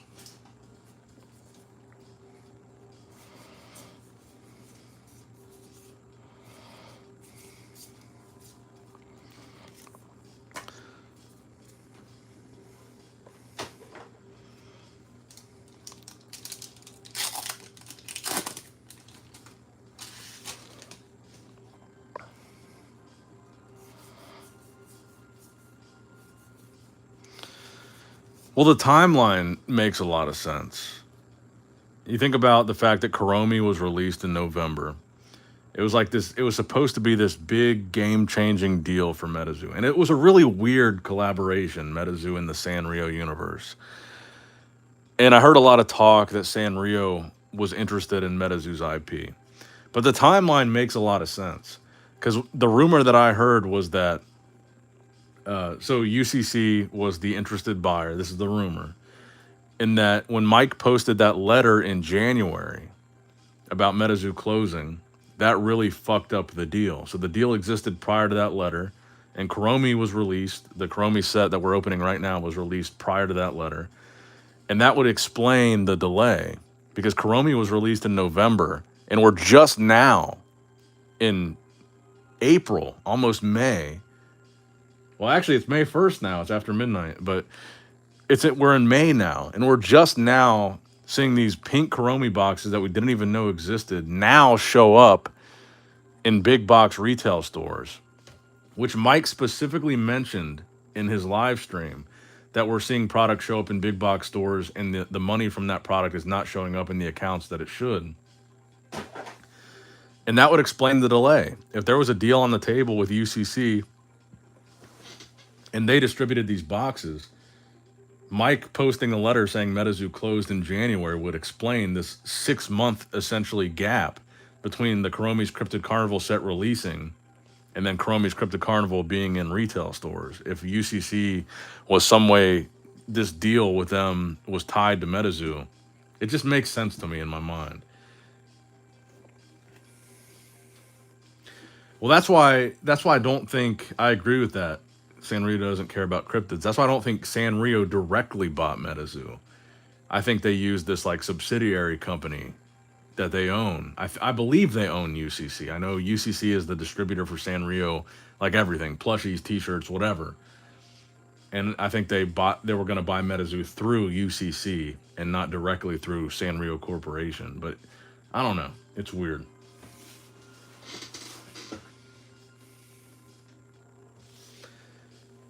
No, I'm not saying the delay about, like, I'm not talking about how it was supposed to come out on Halloween and came out in November.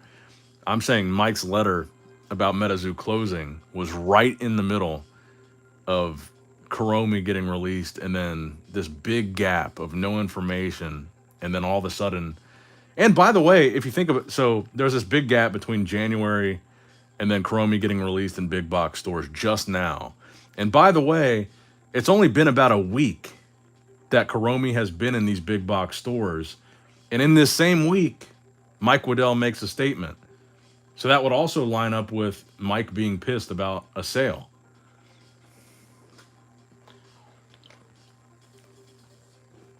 It could be coincidence that we haven't heard from Mike all year in 2024 since the letter about Metazoo closing until the week that Metazoo is showing up in Five Below.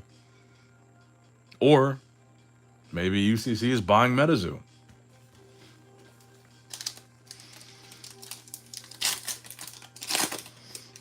And I don't know why I just now thought of that. But that is an interesting way to look at it.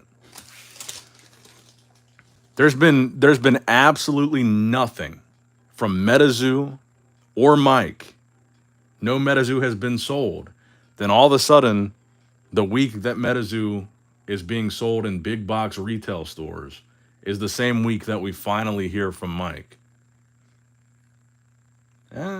Seems like it might not just be coincidence.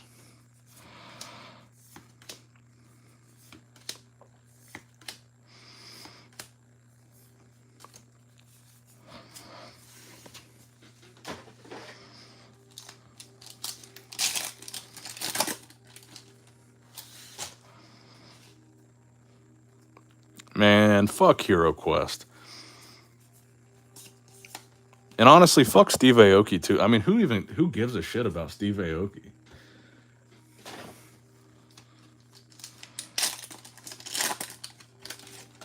I don't even know why that dude is famous. How many people here even knew who Steve Aoki was prior to Metazoo? His dad was rich, and that's it. He inherited a shitload of money, so he got to live out his dreams of being a DJ, and he had the money to network his way to the top. I don't think anybody gives a fuck about Steve Aoki. I saw he did a live stream today on his main account that's got millions of, I think, fake followers on Steve Aoki's Instagram account. I thought maybe he was going to talk about Metazoo because he went live right after the Mike Waddell live stream ended. But he was talking about Hero Quest. And on his Instagram account with millions of followers, there's like 200 people watching.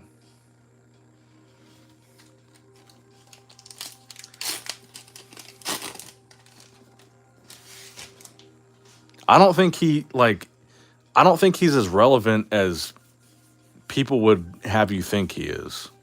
I think he forced his way into relevancy.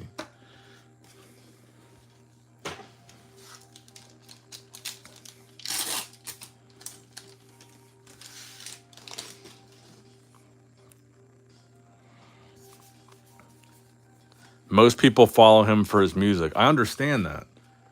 But how many people here, honestly, can name one song by Steve Aoki? Honestly, without looking it up. How many of you have heard one Steve Aoki song that you remember the name of? Like, genuinely.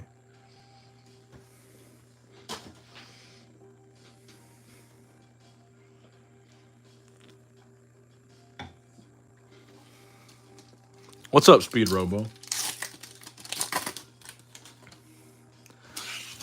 Pursuit of Happiness remix. So he remixed Kid Cudi's song. Not his. That doesn't count.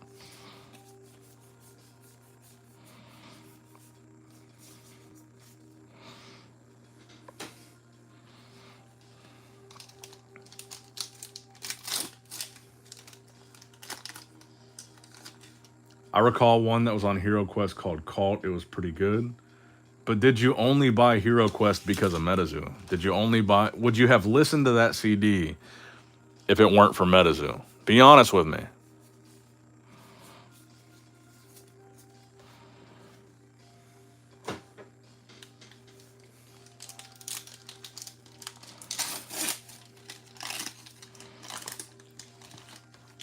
So was the SCP-1 set ever printed?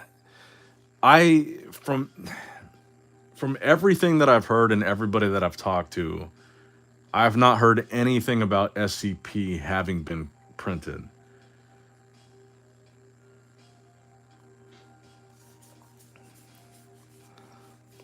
And so far, most of what I've heard has been true. So I don't know what changed, but the first thing I heard that was printed, we talked about this months ago. I heard that the printers had printed the pink Kuromi boxes and they were just sitting there. This was months ago. And this was when we didn't think it was even a real thing. And then a couple months later, the pink Kuromi boxes are in stores. Now, I don't want to get anybody's hopes up, but I have heard from multiple people that Legacy was printed. So maybe we do see Legacy happen. But I heard that War and SCP were not printed. I heard that War was finished. Like all the cards were designed and finished, but not printed. So we heard that the pink Kuromi boxes were sitting at the printers. That turned out to be true, and now they're in retail stores. I heard that Legacy was sitting at the printers. Who knows what's going to happen with that? But honestly, I got to pee again. Speculate in the chat while I'm gone. I broke the seal now, and it's game over for my bladder.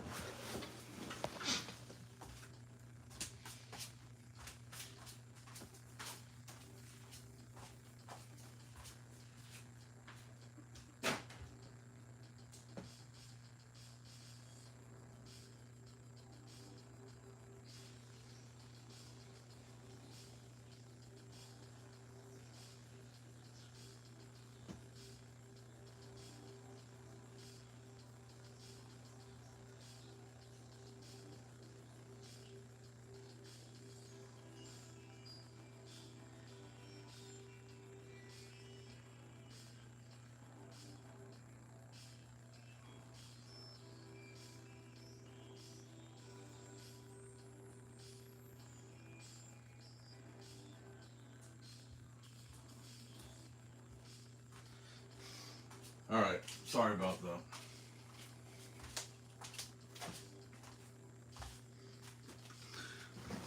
I will say this too.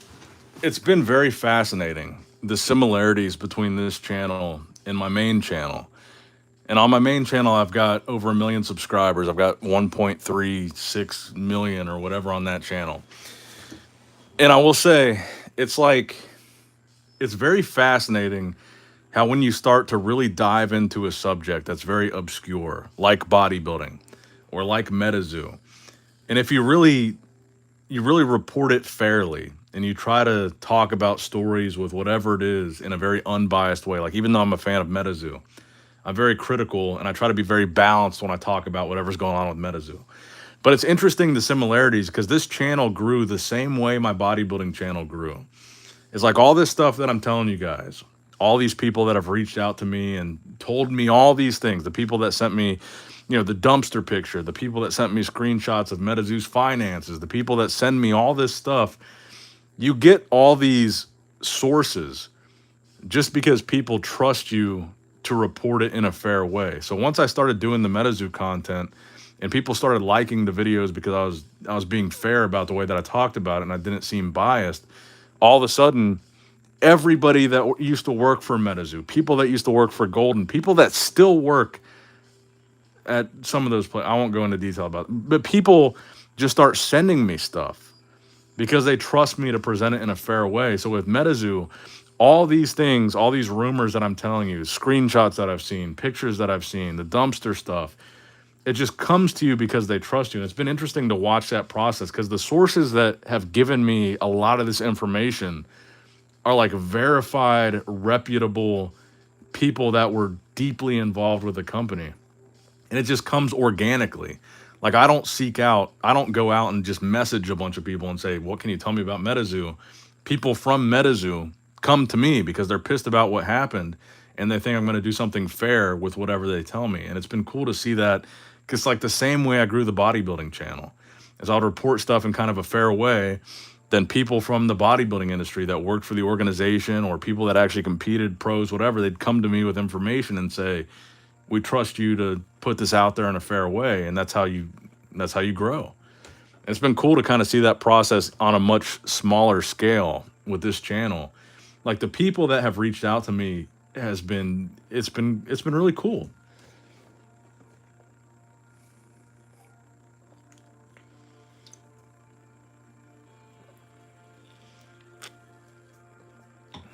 I've never responded to your DMs. On what? What's your username? I'll make sure I respond.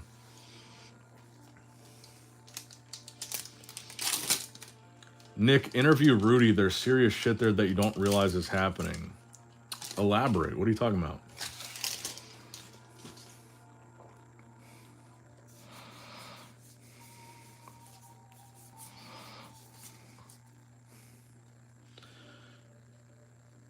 What did you message me about? I'll check it in a minute, but I will message you back.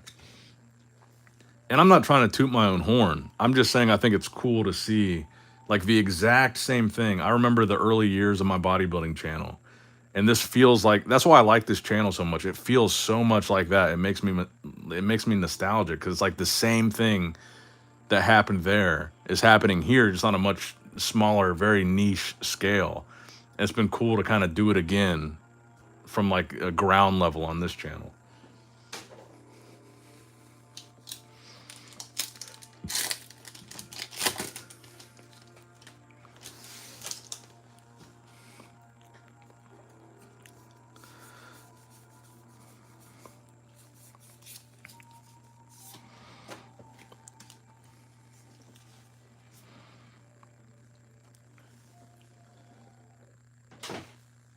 Any cards that are worth anything?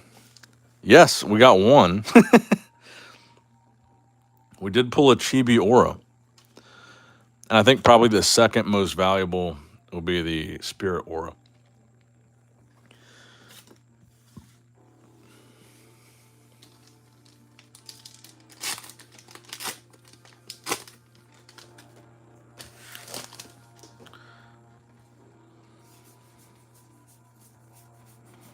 Actually, let's do a check right now. I'll look it up on eBay.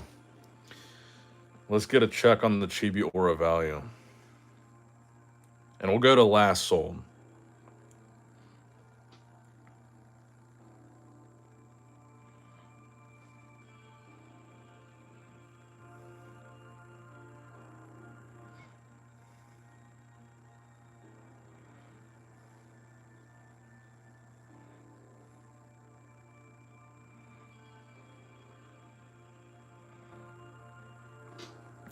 So I'm seeing last sold at auction, 175. Oh, that's a PSA 10. What's a raw copy go for?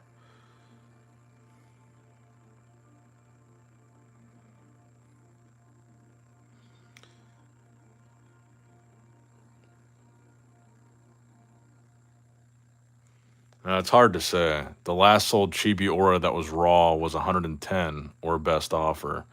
There's 150 or best offer, 95. There's one for $80. It's probably like $100 card, which frankly, we opened a box of first edition, which I paid $80 for. And we've opened about a box of Kuromi, which I probably paid $35 for. So that one card is probably paid for most of this stream. So that it is a pretty good card. So the title is clickbait. In what way?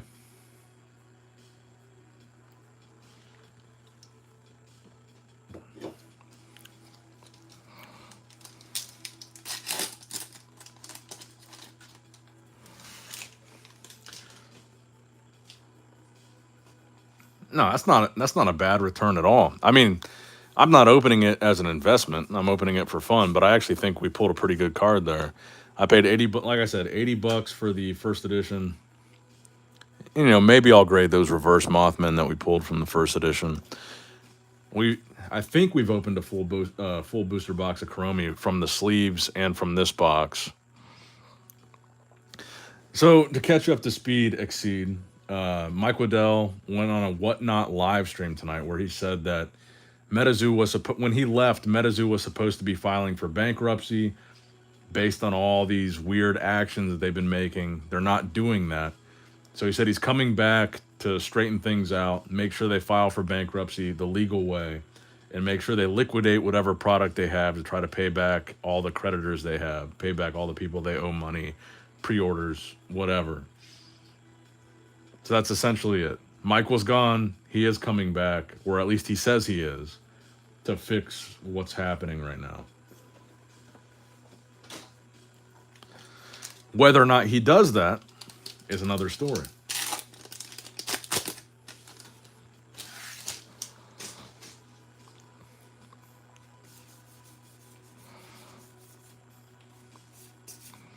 And actually, that is kind of crazy to think about the fact that as dead as Metazoo is, you could open 2 booster boxes and still pull just one card that raw in a dead card game. One raw card almost pays for both boxes. That's kind of crazy. In a dead game that a lot of people hate.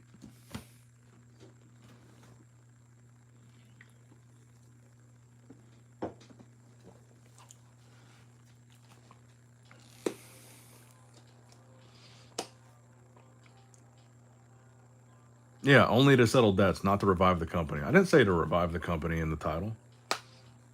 I just said he's coming back. I want to be clear. I don't think Metazoo is revivable. Like I said this very early in the stream. I think that if a company comes in and buys Metazoo, it's to do something entirely different and much broader than what Metazoo was before. So if a company comes in and buys the IP, I think they want to do something with the cryptids that was not done prior.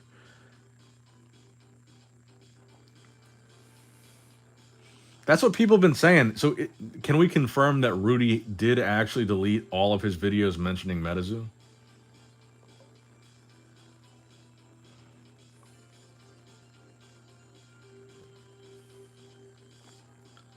Because the fan base won't let it fully die.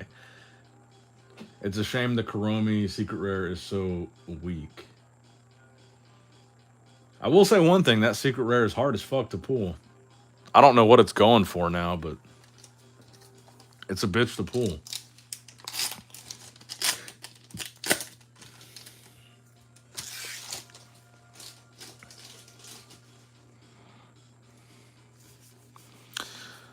Well, I apologize if you thought the title was misleading.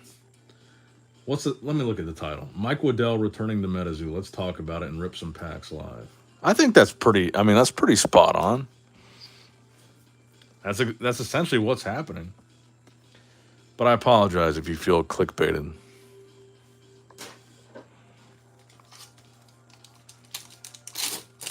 I guess it would be more accurate if I said Mike Waddell is returning to the very dead Metazoo to try to make sure it goes bankrupt. But I don't think that would fit in the title bar. It's probably too many characters.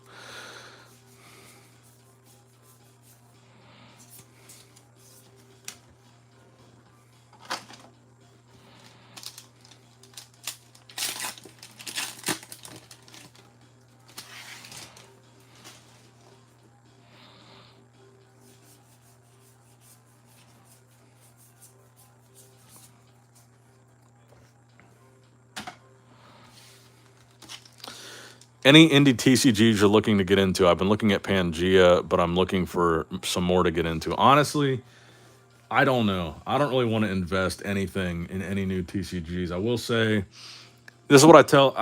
So many other TCGs have reached out to me, even asking me to be like their official streamer. There's people that have offered to pay me. I've told them all no. I said, if you want to send me free product, I will open it at some point on a stream. But I don't want to be paid. I'm not going to buy, and I'm also not going to buy into any new TCGs. But if you want to send me free stuff, when I do a stream, I'll open some of it on the stream. But I'm not going to do like a dedicated stream to your new TCG. And I will say, the one that I like the most so far, and I haven't bought any, but they've sent me a ton of free stuff, is Otherverse. I do like the artwork in Otherverse. And they've sent me a ton of Kickstarter boxes, a ton of free stuff, and I have enjoyed opening it. I also like Primal TCG, but I will say I haven't liked either one enough to buy any myself. I'm only going to open an indie TCG if they send me it for free. I haven't really... There's none that have really stuck out to me that I'm willing to buy.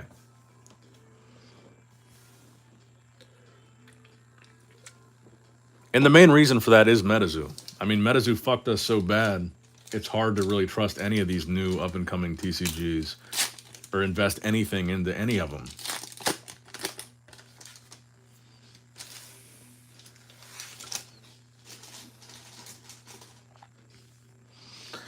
With what Mike is explaining, how is it okay for Bear Walker to go and sell skateboards? So from what I understand, Bear Walker had already... And this is just take this with a grain of salt. This is what I understand. Bear Walker had already licensed Metazoo, and Metazoo had hired them to do this the Nightfall set, or the second set of Metazoo skateboards. And they had already made most of them, from what I understand. prior to Metazoo closing. And so Metazoo was supposed to give them, I don't know if Metazoo owed Bear Walker money or what that situation was, but Metazoo was supposed to tell them when to release the boards. They were already made. Bear Walker found out through my videos that Metazoo had closed. Then he was like, fuck it, we'll just sell the boards. Because they're already made. They already used the material. I had a good conversation with Bear Walker. But I don't know exactly what the arrangement was. I don't think Metazoo owes them money, but I think they were screwed. They screwed Bear Walker in the sense that they had already made the boards, and then Metazoo closed and just didn't tell them anything. So it was like, how are they supposed to sell all these boards they just made when Metazoo's done?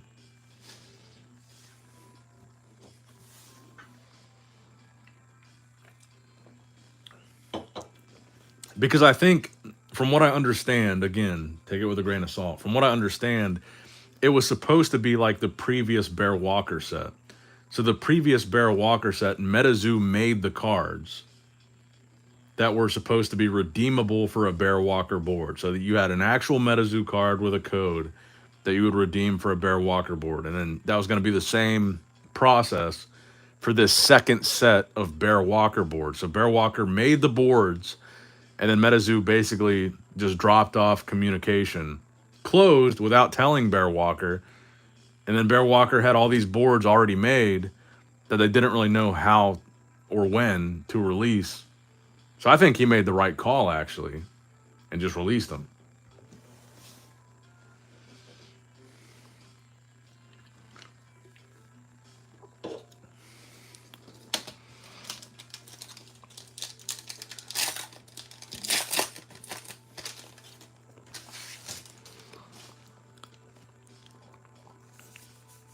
Actually, let me grab some stuff. I'll grab some stuff to show you guys here. Because Bear actually sent me number one of all, because he ended up custom making Metazoo cards to go with the boards.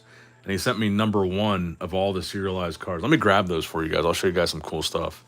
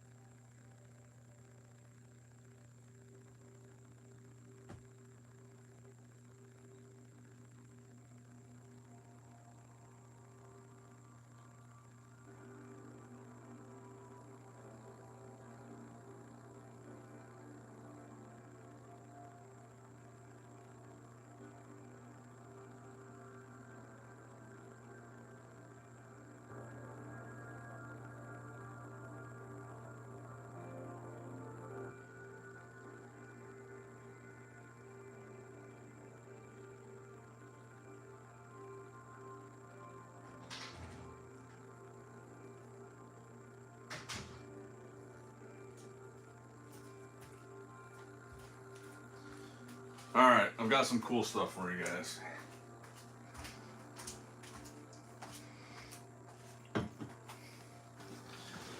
So maybe I'll open a. I did pee. I'm not gonna lie to you guys. I peed a little bit. I did take a little piss, a little golden shower. I might open some other verse, just throw some packs in there to spice things up a little bit. But I'll show you guys some cool Metazoo stuff. But I did pee, and I grabbed another White Claw. Am I okay? So these are the one of one, or not one of one, but number one of 250 of all three custom made Bear Walker cards.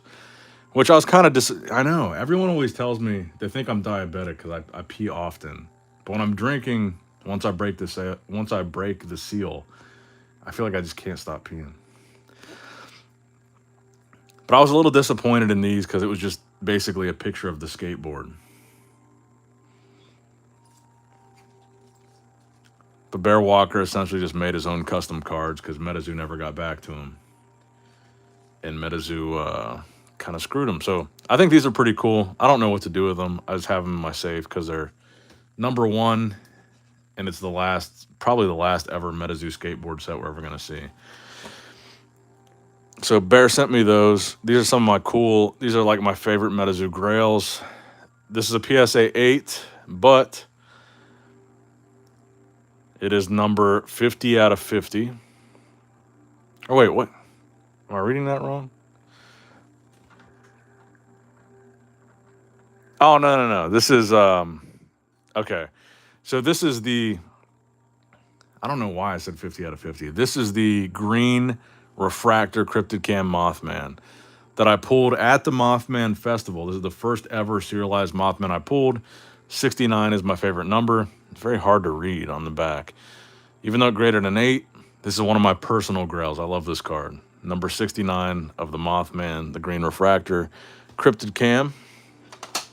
I've also got, this is the blue ink that I pulled. Somebody asked earlier if they could see it. I forget who asked. This is my PSA 9 blue ink that I pulled from second edition. This is, okay, this is number 99 out of 99. I believe he was in here earlier, the guy that sold me this, Sean.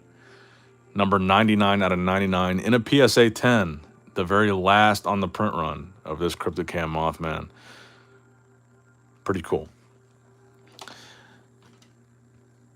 This is the first ever influencer medal that Metazoo sent me. Graded a PSA 10. Really like this card. Obviously, doesn't mean a whole lot now, but at the time, it meant a lot to me. I thought it was really cool. That graded a 10.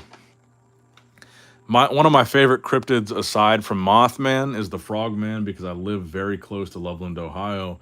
I'm very familiar with the Loveland Frogman lore. It's a story that I always heard growing up. So the Frogman was one of the things that got me interested in Metazoo, because I had heard about the Frogman since I was a little kid. And obviously, it's one of the big main characters in Metazoo. So this was a character that I always liked, and this is signed by both Poncho and Chris Campman, the first one they ever signed, and it is number 2 out of 5. So this is a numbered out of 5 Black Refractor Frogman, PSA 10. I really like that one. This is not actually graded. I just put it in this case, but Lily, a Metazoo artist, actually did this for me. The beautiful, talented, wonderful Lily drew this custom Mothman for me. She numbered it 1 of 1. But this is an interesting card. So this is a blank Metazoo card. This is an error that I pulled from Wilderness. So on the front, it was blank white. But on the back, it's got the Metazoo back. And Lily did this custom Mothman for me on this blank card. So shout out to Lily if she's watching this. She's the best. She's awesome. But this is my blank Metazoo card that I pulled from Wilderness with the custom 1 of 1 Mothman on it. Then I said this is one of my favorite cards, the serialized first sighting Mothman from the first ever Metazoo top set, PSA 10. And in the background, in the case, I'm not going to get those out, but in the case, I've got like every Mothman ever in a PSA 10 from every set, including Revive and Bear Walker and all that, except for a Kickstarter Mothman. And there's a blank spot for that card right in the middle there. But those are some of my favorite graded Metazoo cards.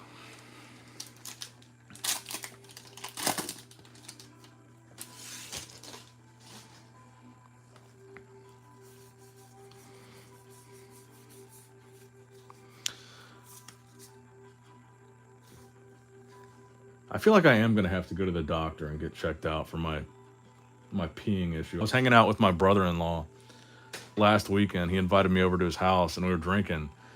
And I pee, like I had to go pee like 7 times, and I was there for like 5 hours. He's like, bro, you got to get that checked out. You've gone to the bathroom like 7 times.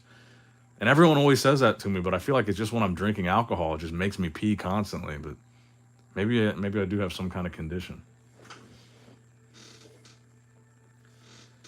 Nick, you want to get some real views on your birthday stream? Open all those Metazoo boxes you were talking about, and then throw all, give them a Viking funeral, burn them all. It sounds like a urinary infection, but I've been this way forever. Like since I've been 21, I'm about to turn 31 in May. Since I've been 21, every time I drink, I'm peeing constantly. Like I just can't help it.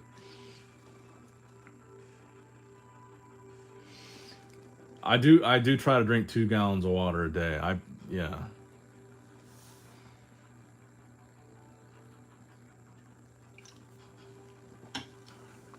Dude's just a pissy boy, I guess. I don't know. You guys have me worried about it now. But I never have issues. Like I do drink a lot of water, and every time I pee, it's not like I have nasty dark yellow brown pee. It's always just clear. Every time I pee, it's clear. It's not like it looks like I'm dehydrated or something. I think I just have a small bladder, and I drink a lot. Not just alcohol, but I just drink a lot in general.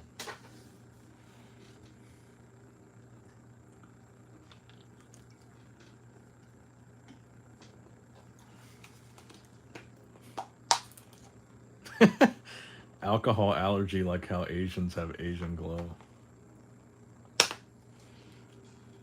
Oh yeah, that's another thing I wanted to say. Another one of my favorite cards. I might go grab it out of the case. I really do. I think it's underrated, the Nightfall Mothman artwork, but the error. I'm just gonna go fucking grab it.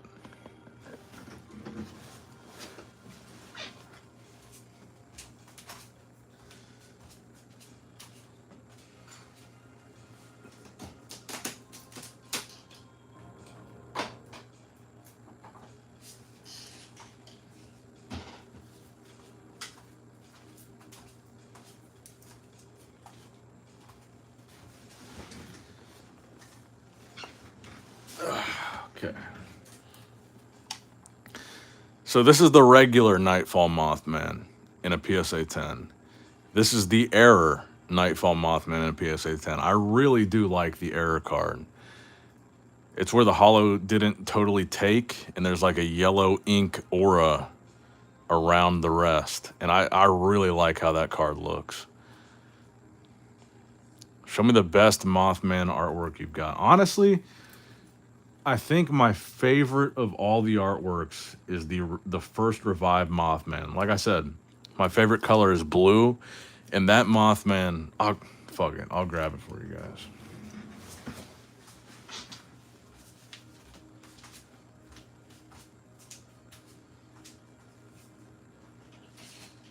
Actually, there's two. I'll show you two of my favorites.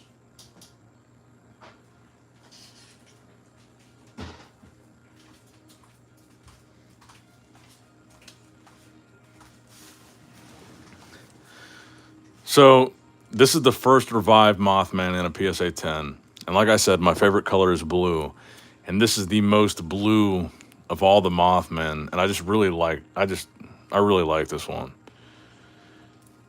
And then I also really liked the Mothman Festival 2023 promo. Very dark hue for this Mothman. I just really like this one.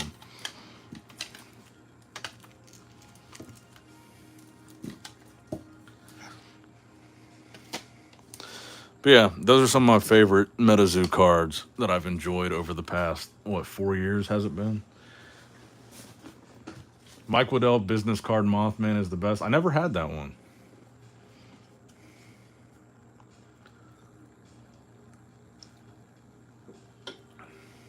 Which one? Cryptidizen. Man, that's a hell of a play on word. Cryptizen. Collective research.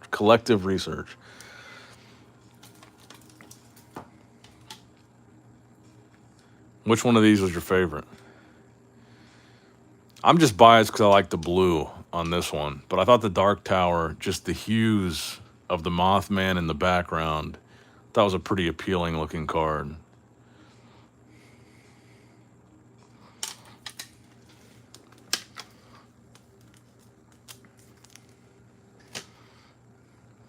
Nick, do you think it's strange that Gary gets zero blame for the Metazoo situation? Absolutely. The more I learn about Gary and the longer this Metazoo thing has gone on, the more sketchy of a dude I think he is.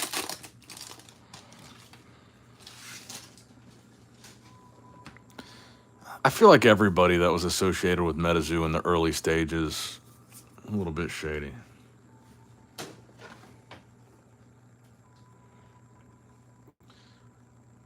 Let's see what this notification is.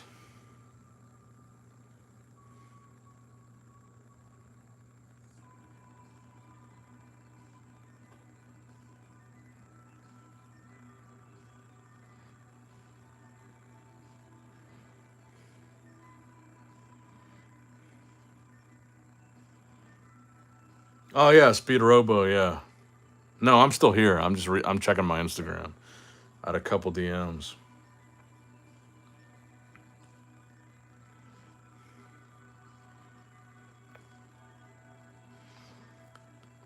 And this was another interesting one. I'll show you guys this one because this one kind of irritated me. This was from Real Prince Metazoo, and he was like upset at all the videos that I've been making about Metazoo. And the last video I did was the most recent thing about Mike texting Bailey saying Metazoo's going to be sold, blah, blah, blah. He said, I told you this 3 months ago. These videos are slowing it down, homie. Your first video about the dumpster caused delays, damages the brand, and makes it harder to sell. If Mike didn't cry and fake that letter, we would already have new product under new ownership. I'll spill everything after the purchase is complete. I don't know who Prince Metazoo is or how he's so closely affiliated with Metazoo, but he was all pissed off, and then he just sent me a message. I don't know if he's talking about me or Mike, but he says, what a fucking disaster, scapegoating the shit out of life, eh? And I'll play for you guys his message because, I don't know, his message kind of pissed me off. Stuff, you put good work together. Just a little heads up, this shit's been a little wild lately. Way back when, Mike was a Mr. If I can't have it, no one will. Didn't want to sell, wanted Metazoo dead, didn't want it to survive, didn't want anything to happen, didn't want people to enjoy the game anymore because he was miserable. So he threw a fit, made that letter, stalling everything because the sale was already on the table. It was pending, it was all good, but we're in, things are happening, things are gonna continue to move forward, it's all gravy, just taking a little time, that's all. Yeah. No idea who this guy is or why he's so confident or closely tied to the sale that he claims has gone through with Metazoo, but this is just another one of the 20 stories that I've heard about what's happening with Metazoo. But for some reason, he thinks my videos are slowing down the sale.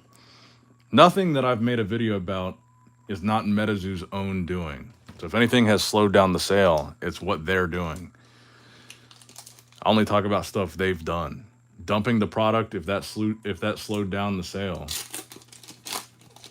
that's on them.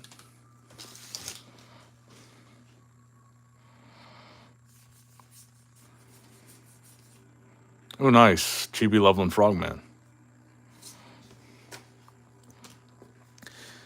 Yeah, I thought his message seemed rude too. Like, obviously, yes, we all heard the rumors that Metazoo was going to be sold 3 months ago. I heard it from him, and I heard it from 20 other people. We all heard that. But obviously, the video that I made a couple days ago was the new news that Mike, who is now gone from Metazoo, is now telling people, yes, Metazoo is still selling. And I thought that was noteworthy, so I made a video about it because Mike said it.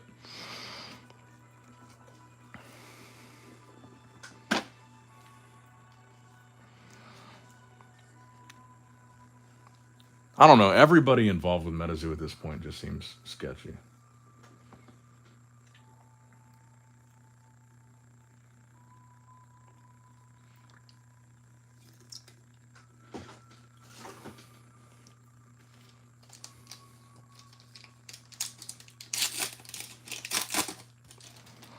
I don't know, man. I don't know. That message just kind of rubbed me the wrong way. I'm not slowing shit down. If they're doing dumb shit and they're throwing away pallets of product and that's hurting their sale, that's on them. Who do you... I can't say who it was, but who do you think sent me the picture of the Metazoo pallets in the dumpster?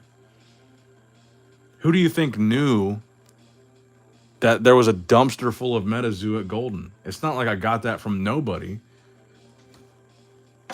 I don't live in California. I don't work at Golden. I have good sources on these things.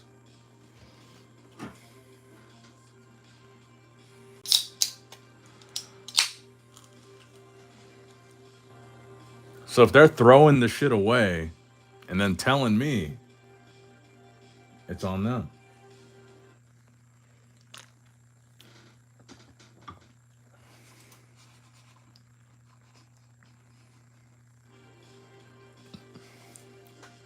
Yeah. If a YouTube video with 1,000 views. Actually, I will say that video did way better than I thought it was going to do. I think that video is at almost 10,000 views, which in the Metazoo universe is a lot of people.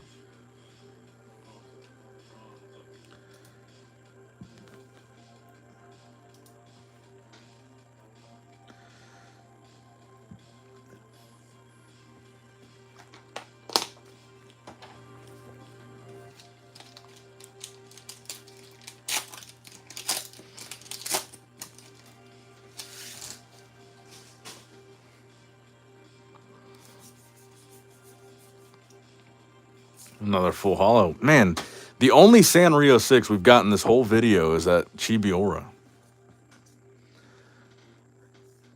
But I will say, Prince Metazoo, if you didn't mean any ill will, I apologize. But I will say, I got that message. I was like, what the fuck, dude? I'm the only one that still talks about Metazoo, and I only talk about the shit they're doing. And where do you think how do you think I find out about the shit they're doing? From them.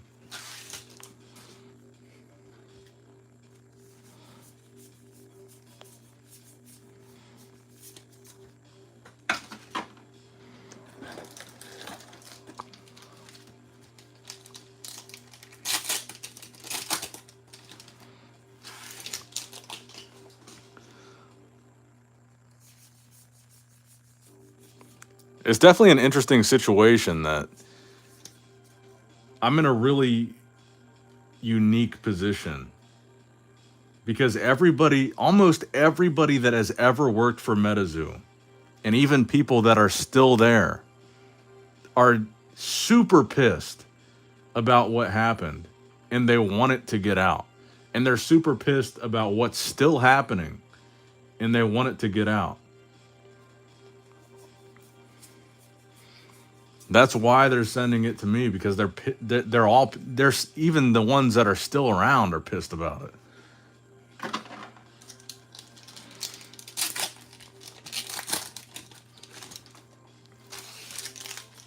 But the ones that are gone are too afraid to say anything, because a lot of people you got to understand, Metazoo wasn't paying these people hundreds of thousands of dollars. The people that are gone don't have a lot of money, and they're afraid of like repercussions from lawyers, and like they can't afford to deal with a lawsuit. People signed NDAs, and people that are still there are people that are getting fucked.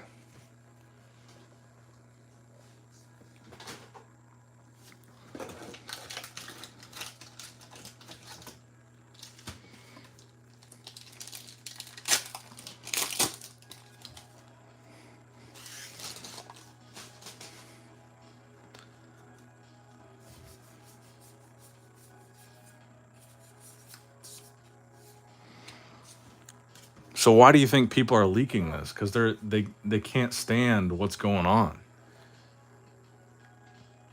And if Metazoo's really in the situation, if Metazoo's really in the situation it looks like they're in, then these people that are sending it to me know that I'm not afraid of anything that Metazoo can do to me. I'm probably worth more than Metazoo.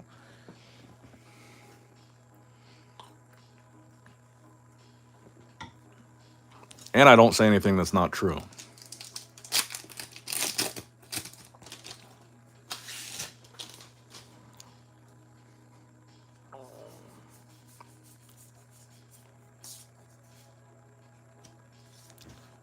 Man, we need something good out of this Chromie.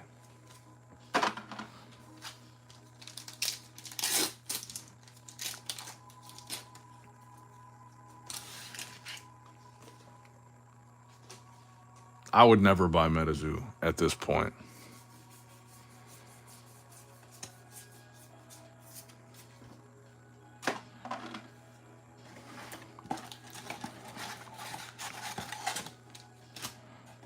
Mike is SPF Jr. These dudes all need to be put in a cell, all of them, but especially Mike.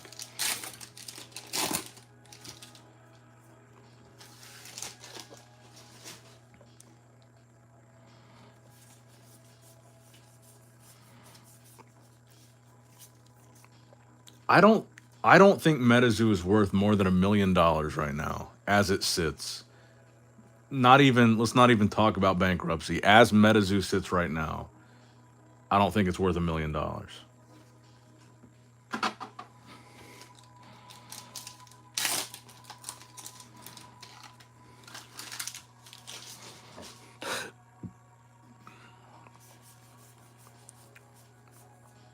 Which is also why I think there's a good case to be made that a big company, like if you're talking about Sanrio or you're talking about Bandai, it would make sense that a company like that would scoop it up because they probably could get it for like $1 million and they could probably do something with it that would make more than $1 million.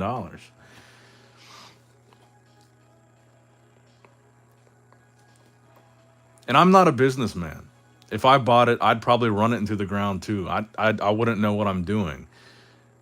Even if I could buy it, which I probably could, I don't know what I'm doing. But a company like a Bandai or a Sanrio, for $1 million, if they could scoop up this IP, they could do something with it that even if it failed, they would make their money back. Which is why it seems so realistic.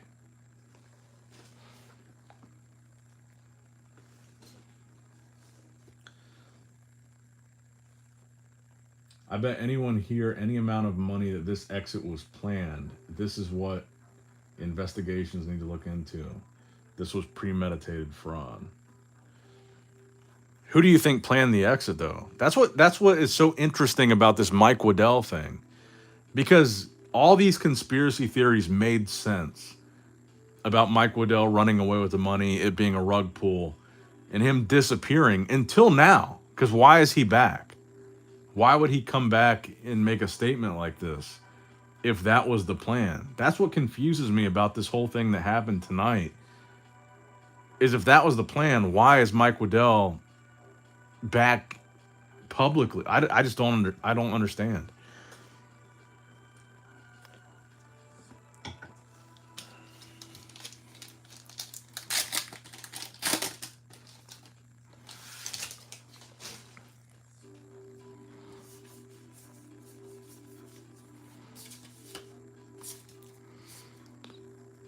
I heard someone at Metazoo was reaching out to specific artists to come back, and that's why some of them got those new staff cards. I don't think that. I don't know if that's true, but I don't think it is because there was 4 different artists that are gone and are never coming back that sent me pictures of that staff card that they got randomly in the mail. And there's not a chance in hell those artists that I talked to would ever come back or had even been reached out to. And they still got that staff promo.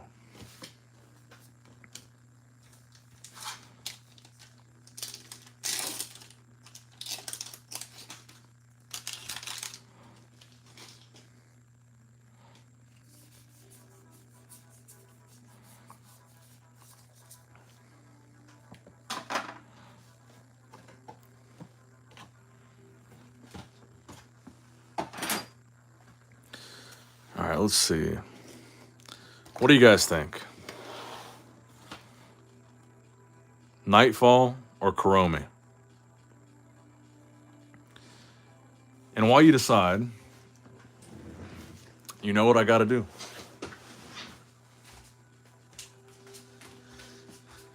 Diabetes.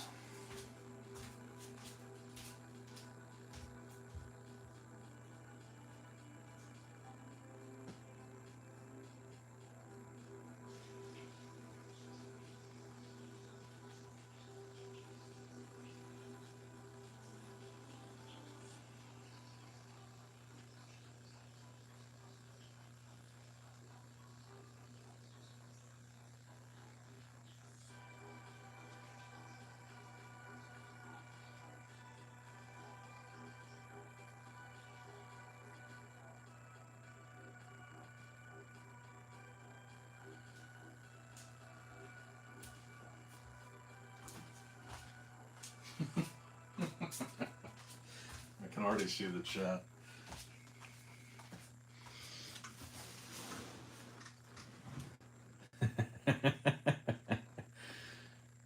Sounds like a seltzer stream for sure. Let's do Nightfall and mix it up a little bit.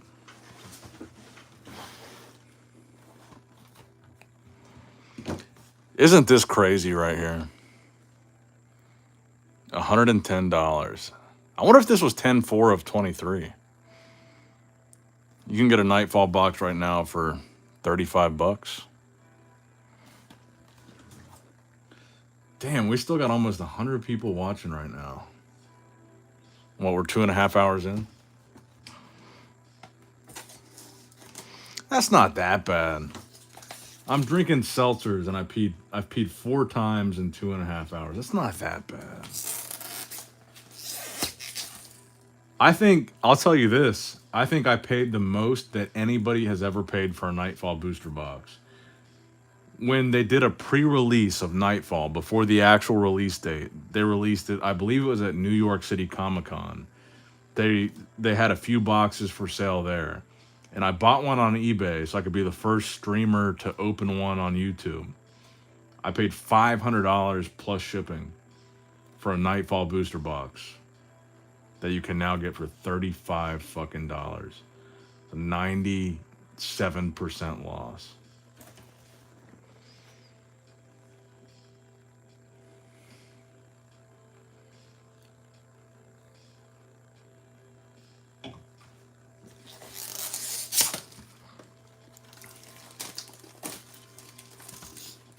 Nick strength and diabetes.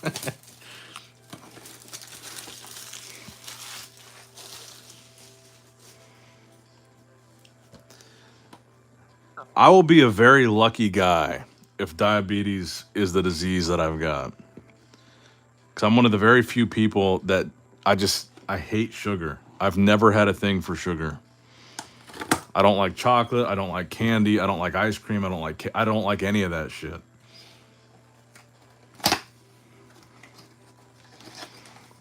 My thing is salty.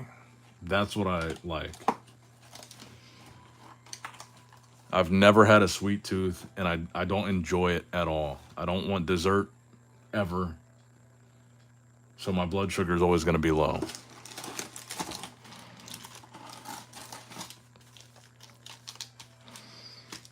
I would be the luckiest diabetic on the planet.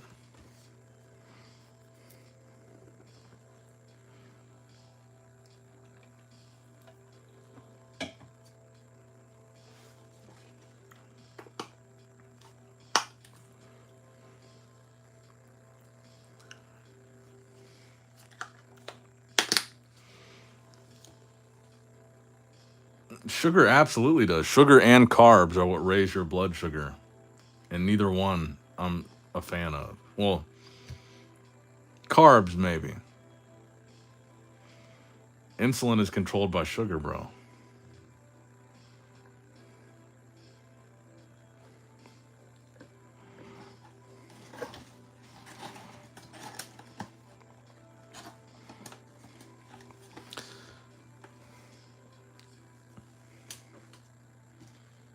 Well, yeah, vice versa. Bodybuilders that take insulin for bodybuilding, they have to make sure they eat enough carbs to work with that insulin. It's all based on how many carbs and sugar that you eat. And that's what controls your blood sugar.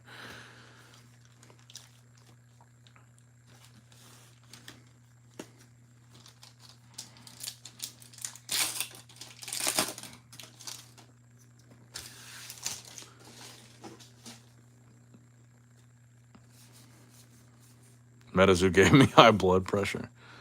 All right, we're starting off decent with a full hollow Jack Frost and a non-hollow Wendigo.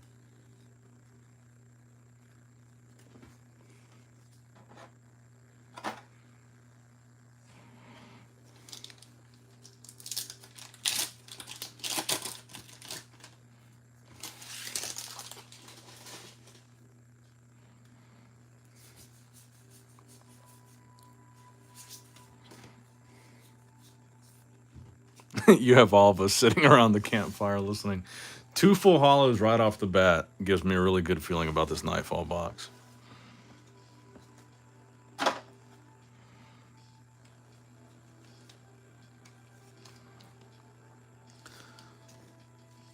But anyway, my point is, with a diabetic that's taking insulin, you don't want to have too much sugar in your diet. That's so many people die of heart attacks or strokes that are diabetics because they're diabetic, they're taking insulin, and they don't give a shit about their diet. They're eating donuts and candy, whatever, and it's spiking their blood sugar, which increases their risk for a heart attack or stroke.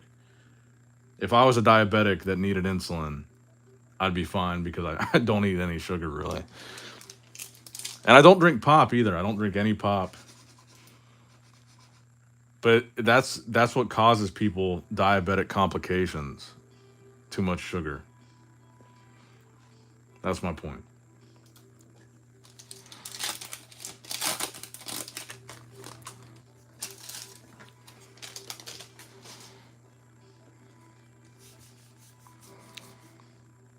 Three packs in a row, 3 full hollows.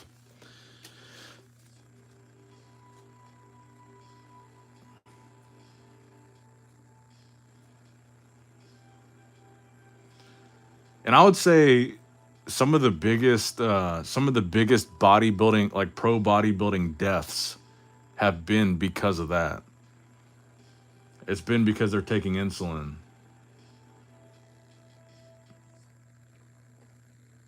And they don't know what to do with their carbs and their sugar, and that causes a complication with the excess body mass and the elevated blood pressure and the enlarged heart from the other steroids. All that stuff is a deadly combination, but it's usually a bodybuilder that's taking insulin that has a heart attack or a stroke and dies of it because they've already got all the other risk factors like testosterone and all the other steroids. They'll raise your blood pressure, they'll increase the size of your heart. You're obviously going to be a lot bigger in terms of body mass, so it's going to put more strain on your heart.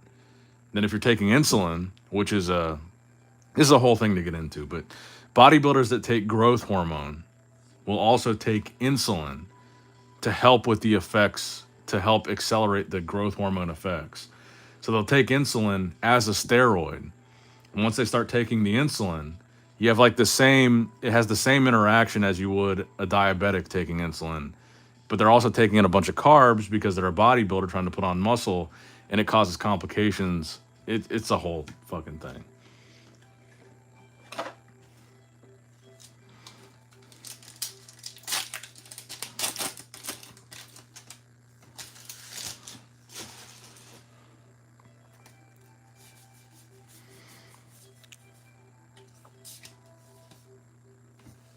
Four full hollows in a row. What do you think? We're going to get a God pack out of this box? I think I picked a good Nightfall box to open.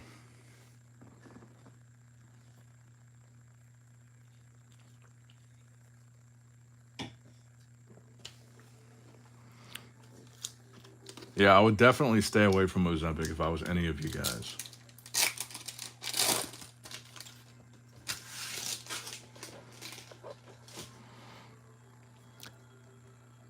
I don't understand it, man.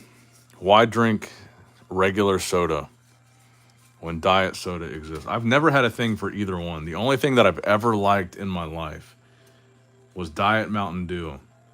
And even that I would only drink like once in a blue moon. I just never had the taste for soda or sugar in general. I just never had a sweet tooth.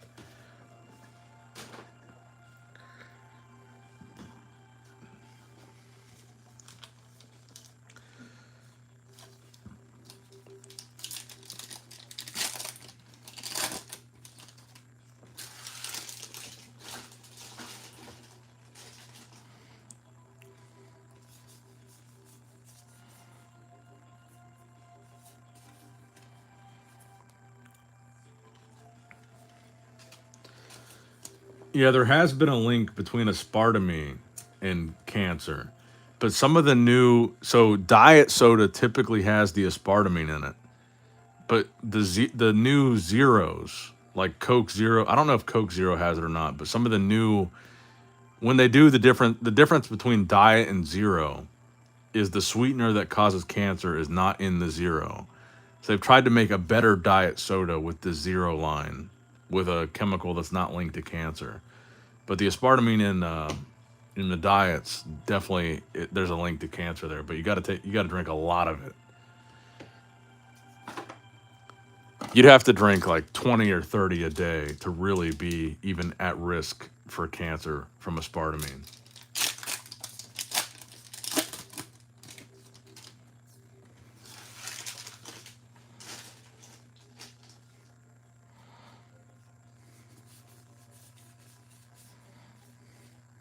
Another full hollow.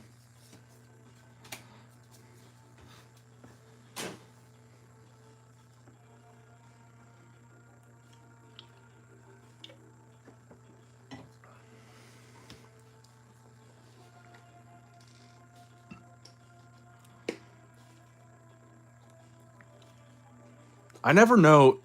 Well, I guess you guys can't really tell me in the chat phonetically, but I never know if it's pronounced aspartame or aspartame.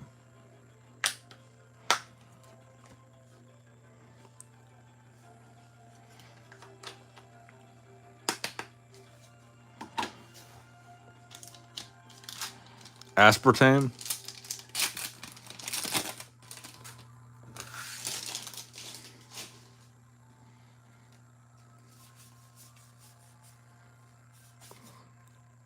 We are at a 100% full hollow pour rate.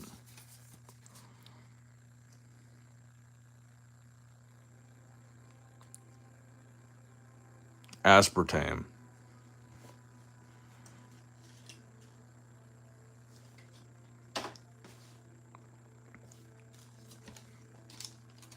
It could just be because I live in the fucking backwoods. I've only heard it pronounced. Well, at least in person, I've only heard it pronounced aspartame.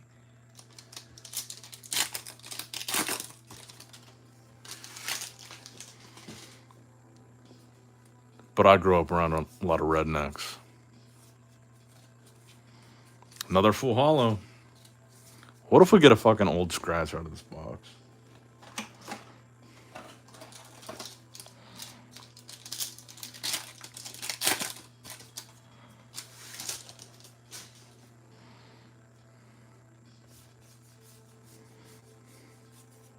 Ah, there's our first reverse. Mixed strength and aspartame.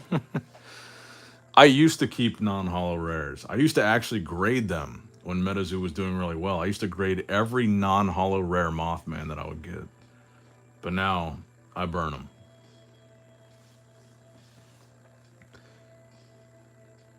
Yeah, Dusk, you can only get this Takini Owl from the theme deck. You can't pull it from a pack. One of my favorite Nightfall cards, by the way.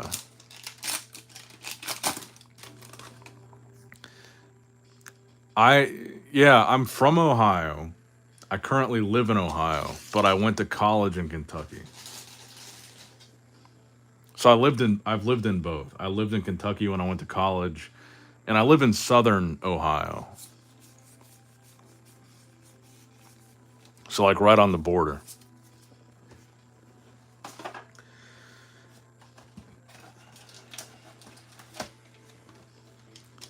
You made this Dakini Owl card. What do you mean you made it?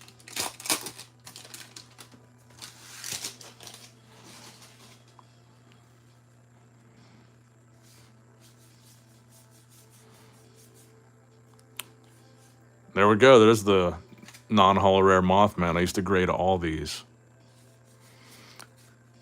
I'll show you. I've got a PSA 10 sitting over here. Let me grab it for you.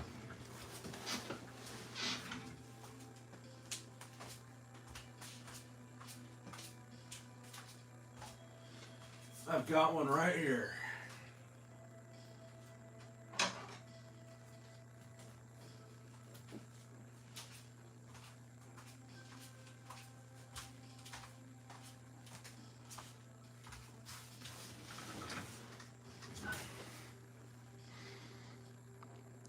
It only comes in the Nightfall theme decks. You can't pull it from the packs, but it's one of my favorite cards.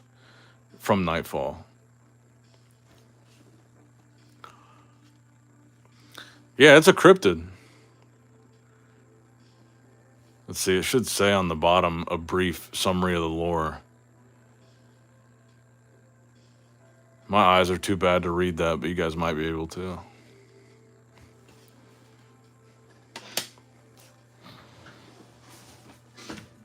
Wait. Oh, you designed the card. Okay, Poncho drew it. The initials in the tree?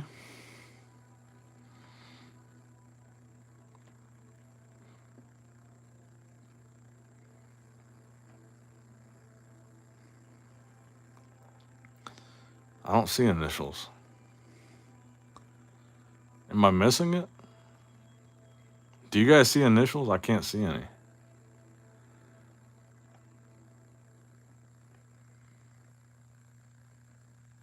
Towards the bottom?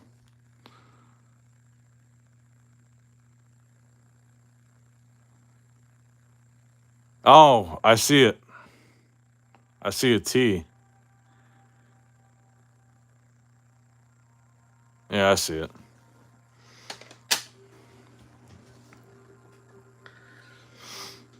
Cool, man.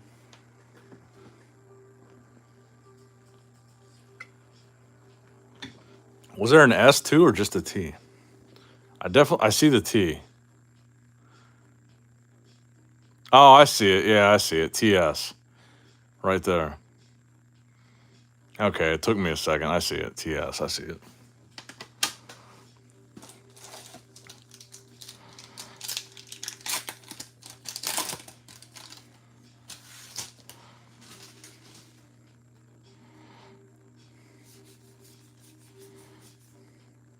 Prism Beam. This used to be one of my favorite cards from Nightfall too. I used to grade all these, but now they're like worthless.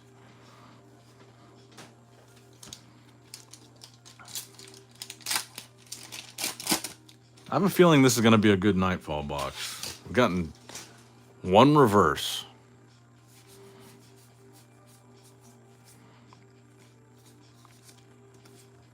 I'll shit my pants if we get an old scratch. I think old scratch is still one of the most popular secret rares. Cryptidizen Collective Research is asking Tyler if they paid him for that. I'm also curious about that.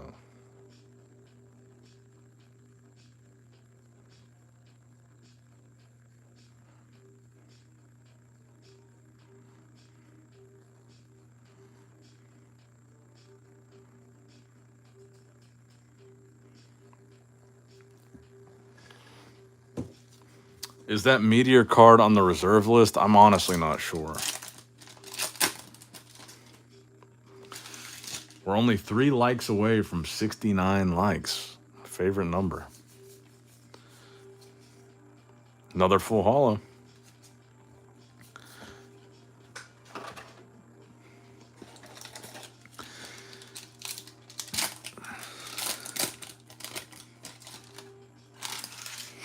Cryptizen. What did I say? Cryptidizen? There we go. Headless Horseman full holo. And another Nightfall. Nightfall Mothman non-holo.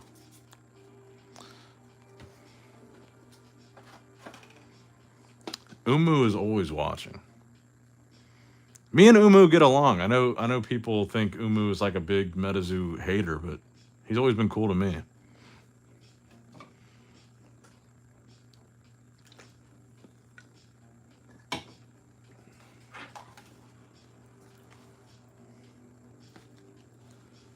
Cryptidis.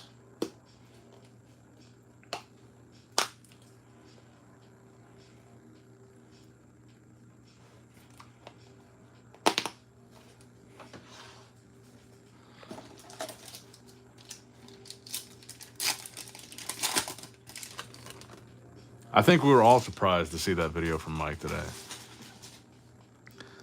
I gotta say though, I appreciate all you guys for being here. We're almost 3 hours into this thing. Opening a dead card game. We still got 87 watching. It's pretty pretty fucking sick.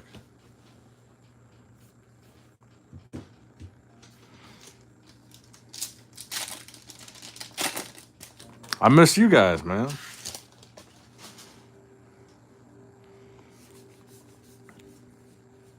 Ooh, there we go. Full Hollow Moth.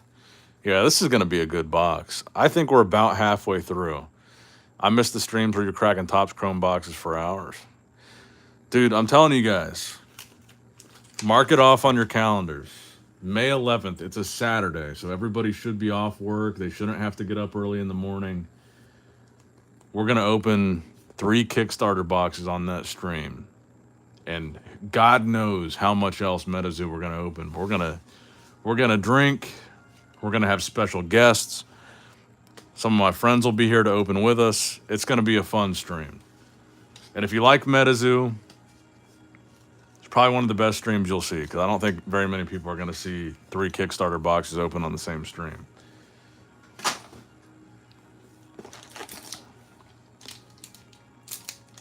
Not this Saturday, but it should be the next Saturday.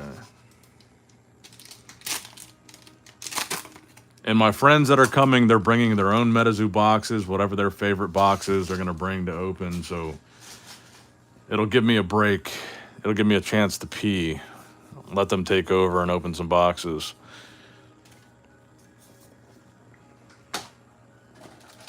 And we're going to be, you already know, we're going to be fucked up. I have a feeling it's going to be one of those 4 or 5 hour really long streams. We're going to be fucked up opening all the most expensive Metazoo shit.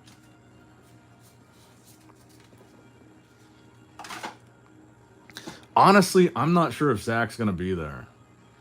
Because Mother's Day is the day after my birthday. So Mother's Day is Sunday. My birthday is Saturday. And Zach said he's not sure. Because now that he's a dad, he feels like he's got to be home for Mother's Day. We'll see. Chris will be here for sure, yes. I bought Chris's plane ticket a couple weeks ago. He's coming. And you might even see the first appearance of Brian Powers on a stream. Brian is talking about coming up here. The chief executive officer of the Arnold Classic. We'll see what happens, though. We're definitely going to get into some shenanigans on the birthday stream. We're going to open up some crazy Metazoo shit. We're going to have some good special guests. It's going to be good.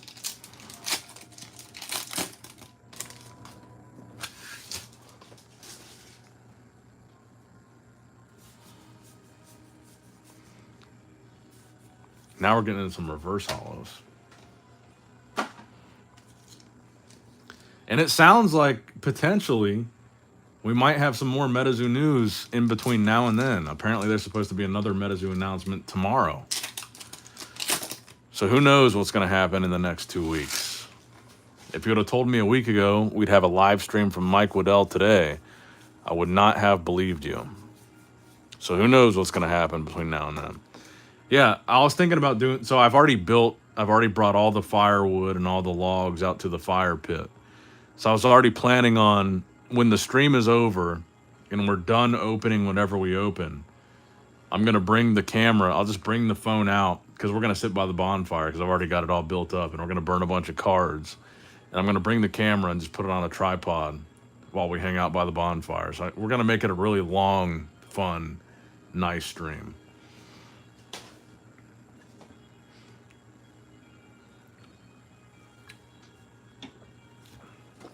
And I want it to be exciting too, so that's why we got the Kickstarter boxes.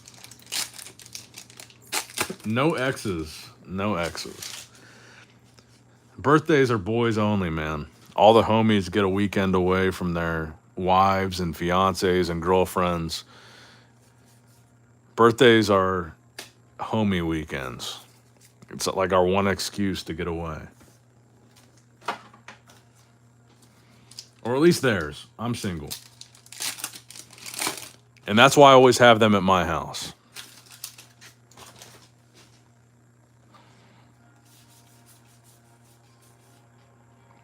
Stalactites, full hollow. That used to be This used to be like a $20 card. It's probably worth not even 50 cents.